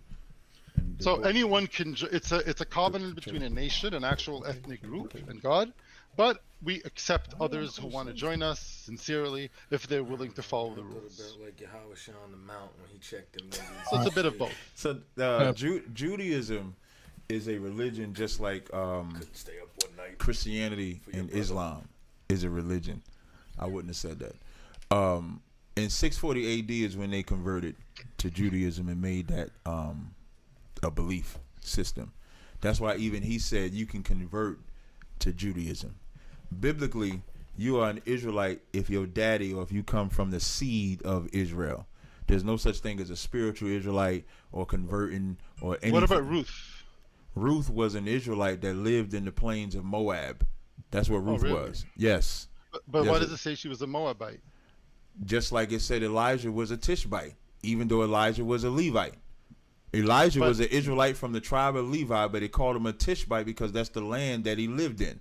No But different Ruth, than it's not- it can't be Uriah. applied No to different than Uriah the Hittite. No different than when you go in the book of Acts with Paul. Paul Uriah was was an actual Hittite. Though. no, he was not. Just like when you He go was. into the book of Acts with Paul, Paul was a Roman, but he also was an Israelite from the tribe of Benjamin. You can live in another land and be called by that city. We do it today. They call them New Yorkians. They call them Chicagoan. They call them all of them. They call them by the land that they're living in. That girl, that actress. Ruth is pretty clear. That actress. That she was a Moabite woman from Moab and not a Jew.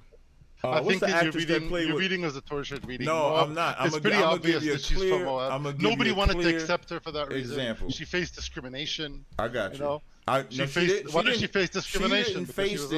She didn't face discrimination. That's not what it was about. What she faced was Boaz. Boaz wanted to marry her, doing the law of a brother. The fact that Charlize Theron is called a South African, even though she's a white woman. So living in the land that you're in does not make you the people of that land. Chinese people in Africa are still Chinese. Chinese people in America are still Chinese. You don't call them, even if you call them American, they still Chinese. So Ruth was an Israelite. So Moabite in Israel is still was Elijah an Israelite? Of course he was an Israelite. Show me the verse that says he's an Israelite. What do you mean show me the verse? Show me the verse that says he's an Israelite. Show me the verse. Elijah was one of the prophets. Show me the verse that says he's an Israelite. Okay, listen. Your level of biblical knowledge so correct is really, really. So show me the verse. I don't need to. Show me the verse that Moses. Now here's why I say that. Here's why I say that. When you read the verses, I know Elijah was an Israelite, just so everybody can understand. But every time it mentions Elijah, but you don't know that you're not an Israelite. Every time it mentions Elijah, it says Elijah the Tishbite.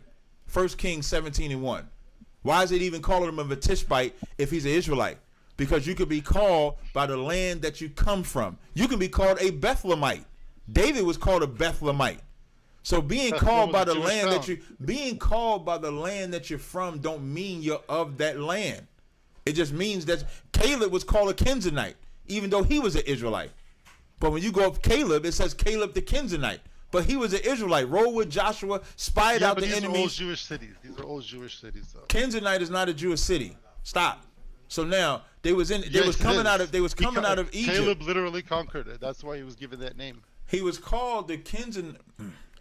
Bro, I was about to call your brother. About to make a mistake. You do not know what you're talking about at all. At least I can read it in Hebrew. I can read it in Hebrew. I just spoke Hebrew. I can read Hebrew. I just won't justify your You won't credentials. do it because you know how ridiculous you sound. No, I won't do it for you. I don't have to prove myself to you. You sound like a clown. That's why you won't do it. Because you don't have the confidence. You taught yourself a language. You know, none of that works on me. Like how I'm able to rattle your feathers, you can't touch mine. That's why I can get you out of your comfort zone. You have not gotten me out of mine, and you never will. You can't. I'm very comfortable. No, you're not. No, you're not. You couldn't even say comfortable right just now because you're not. Because English is my fourth language and it's your first. Doesn't matter what it is. Even if you said it in your language, you stuttered. When I asked you what tribe you're from, you didn't even say that. You didn't even say that shit right. You stammered. We can take the next caller now. Studio IGN says, "Shalom, my kosher brother, I'll say, from Harlem is really sticking it to the so-called Jew. Mazel tov, Ralph. Beautiful debate." Thank you. I appreciate that. Where the future says Killstream #1. I appreciate that as well. Right about everything.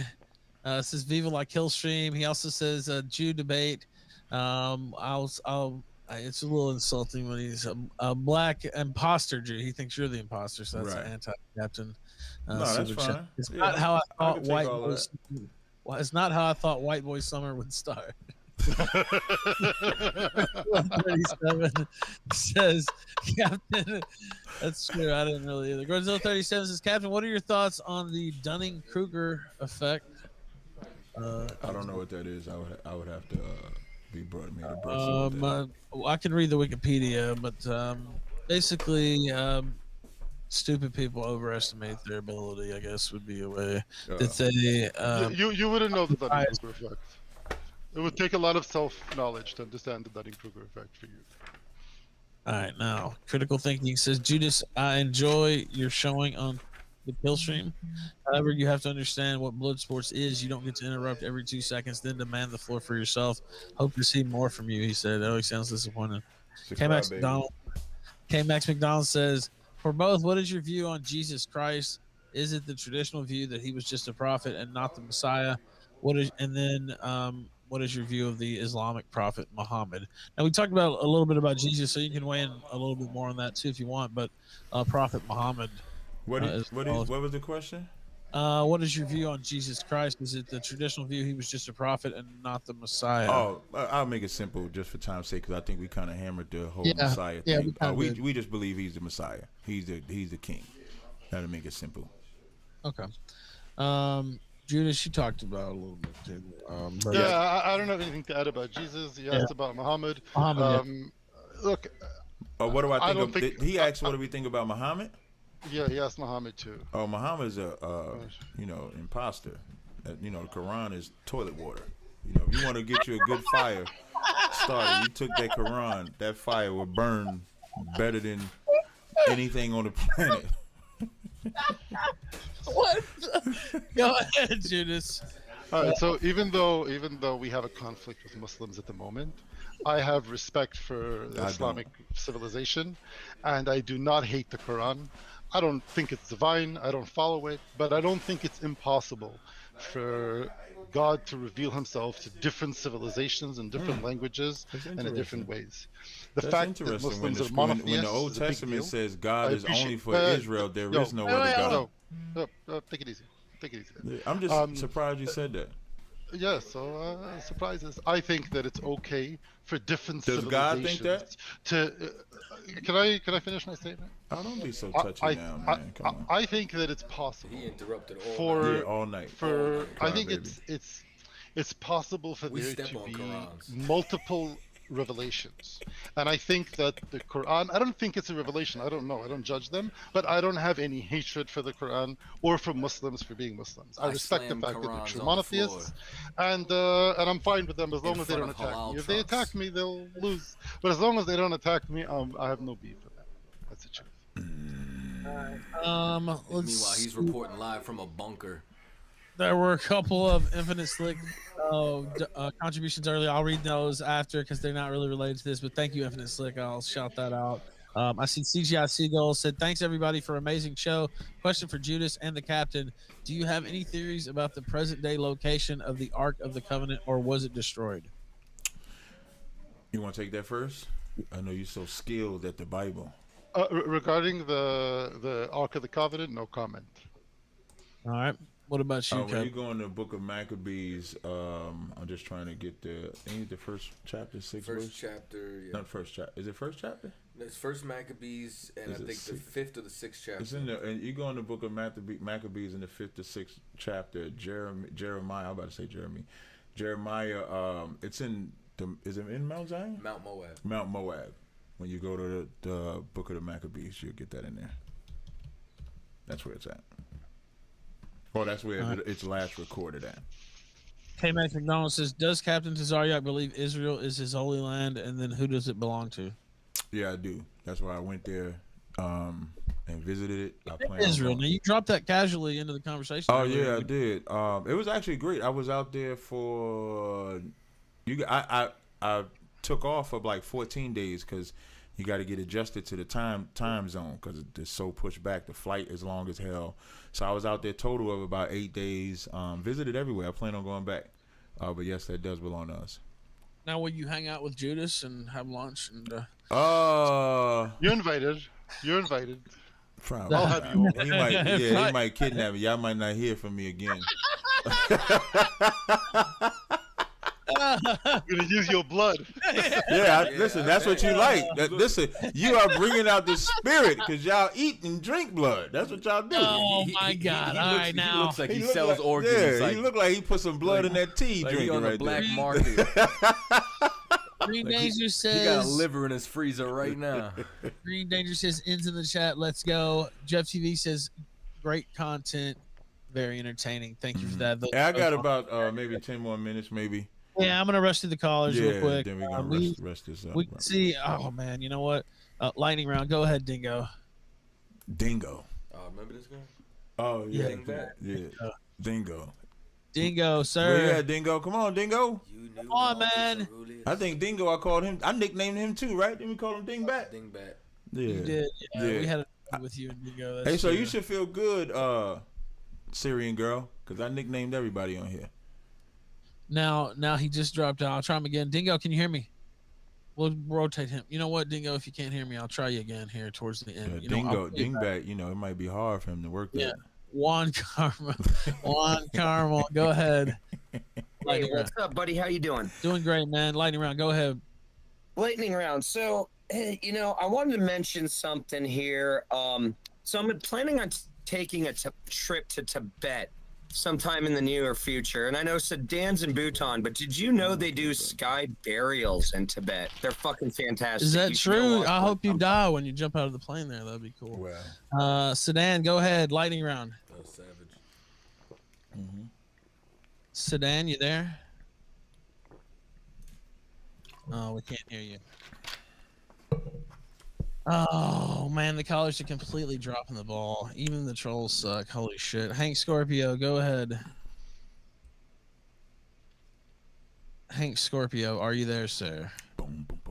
Wow, the callers. Holy shit. Wow, they're shining glory. Chris Stubbs, go ahead. You're on the kill stream. Hello.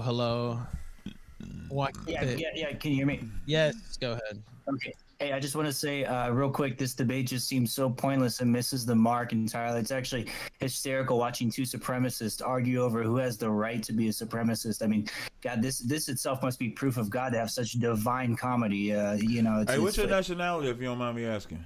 I just want to say to Captain that it's ironic to pursue a religion of supremacy like Judaism, especially after being a race that was subjected to slavery, which supremacist Jewish-owned slave ships were the conduit which allowed black ancestors. Hey, what's your nationality, if you don't mind me asking? Which is what you guys cry about the most over here. And then to both you guys, I just want to say that you have the same exact persecution complex that Jews cry about being persecuted in the Holocaust, but persecute Palestinians today. And now black people cry about supremacy in the West while wanting to transition to Judaism to persecute everybody who isn't a Jew.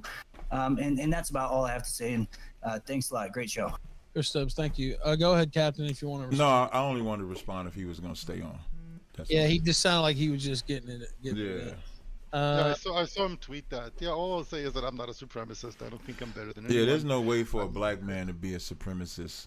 There's only one supremacist, and that's the suppressor that exists.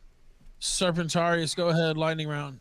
Thank you for having me back on, Ralph. You guys are missing the most important aspect of this entire debate, and that is your genetic origin.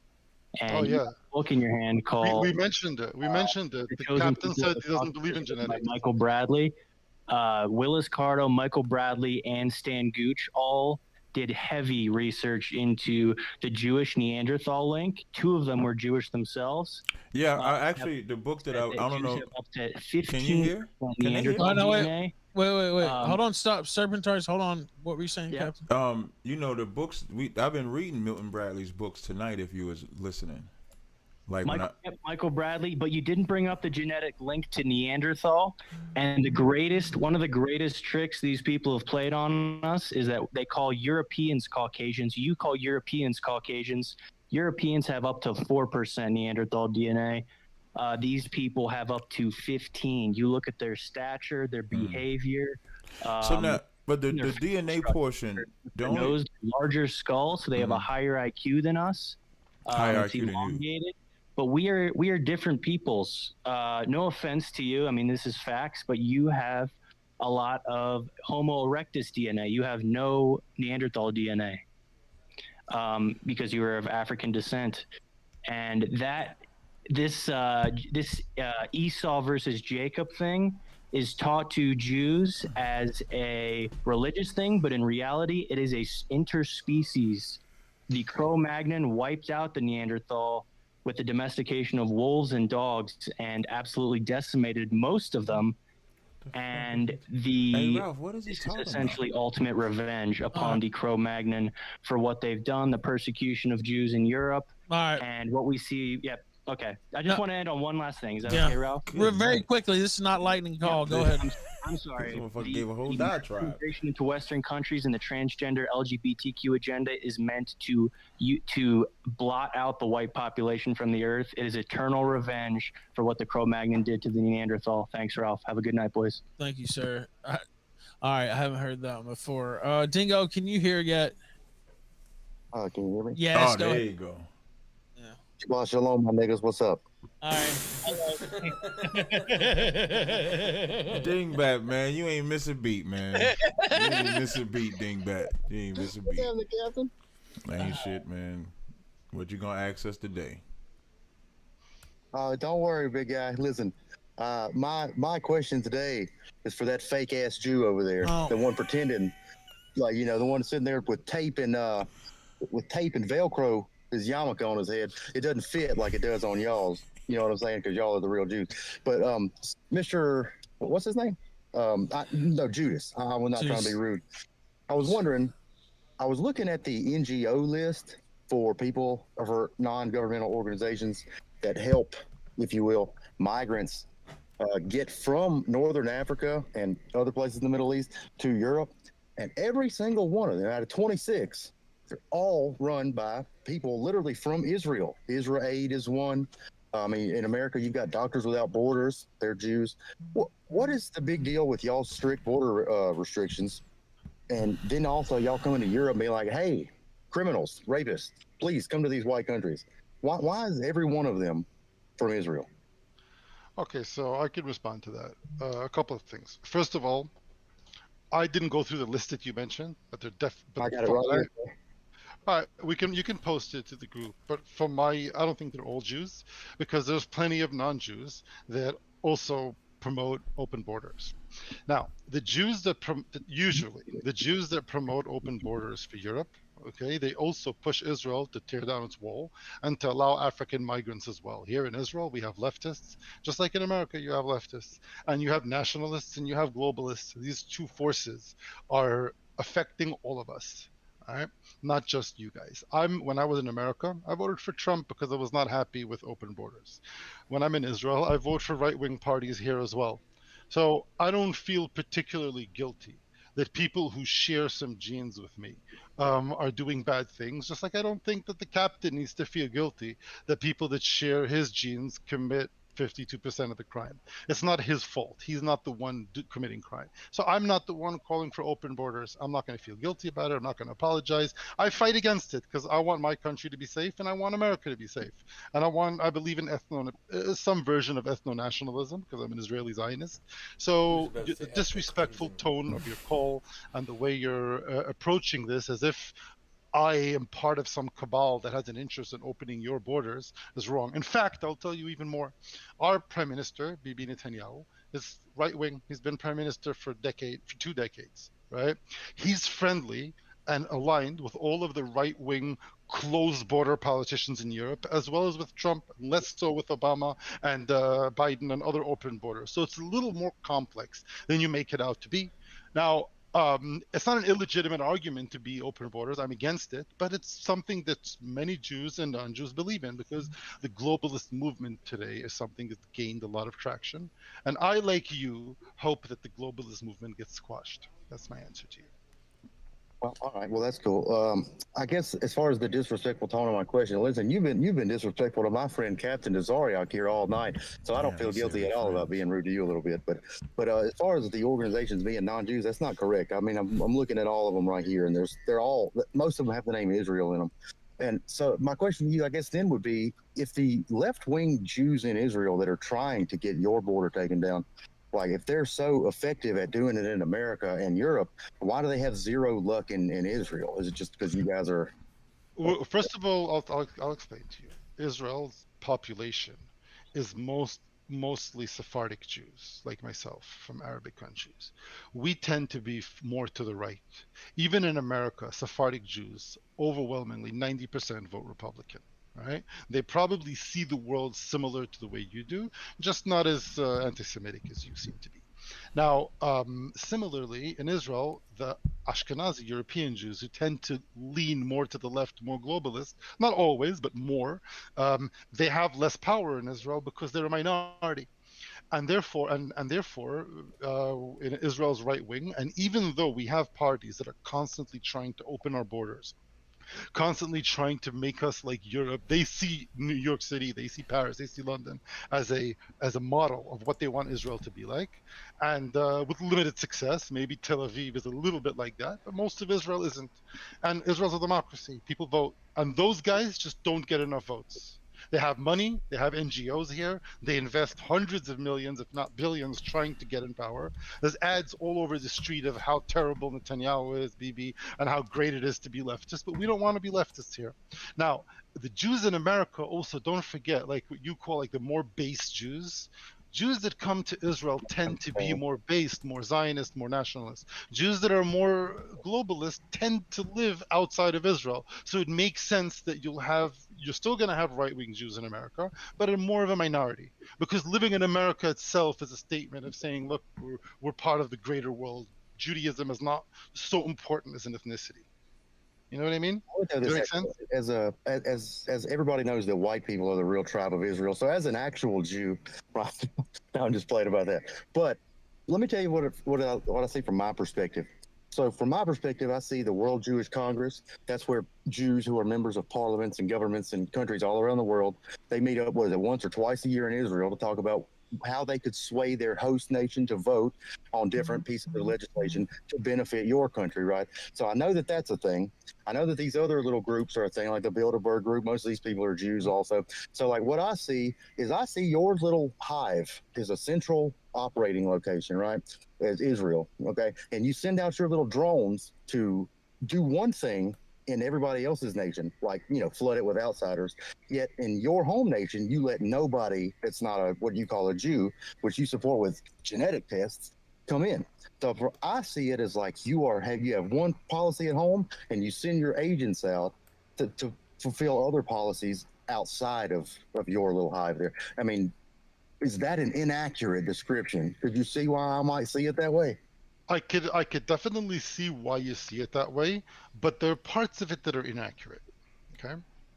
The part that's inaccurate is that you view us Jews, Israelis, as a hive mind that we all agree, and we don't. We have enormous conflict among us. When the leftists in Israel do manage to win elections, what do? They open the border, they put LGBT stuff everywhere, trans in the military, just like in America. And then when they get kicked out, then the right wing takes over and rolls that back. But it's a constant Oh, he cut mid sentence. Hold on, I think he's coming back. Mossad got him. Oh man, they got him. I can hear him coming back in though. I think. Hold on. There, you're back. He's back. So okay, so regarding us controlling other countries, look, here's the part that I'll agree with you. Okay, there are all countries in the world. Nobody is completely isolationist. Every country tries to exert influence. The United States openly tries to exert influence on Israel.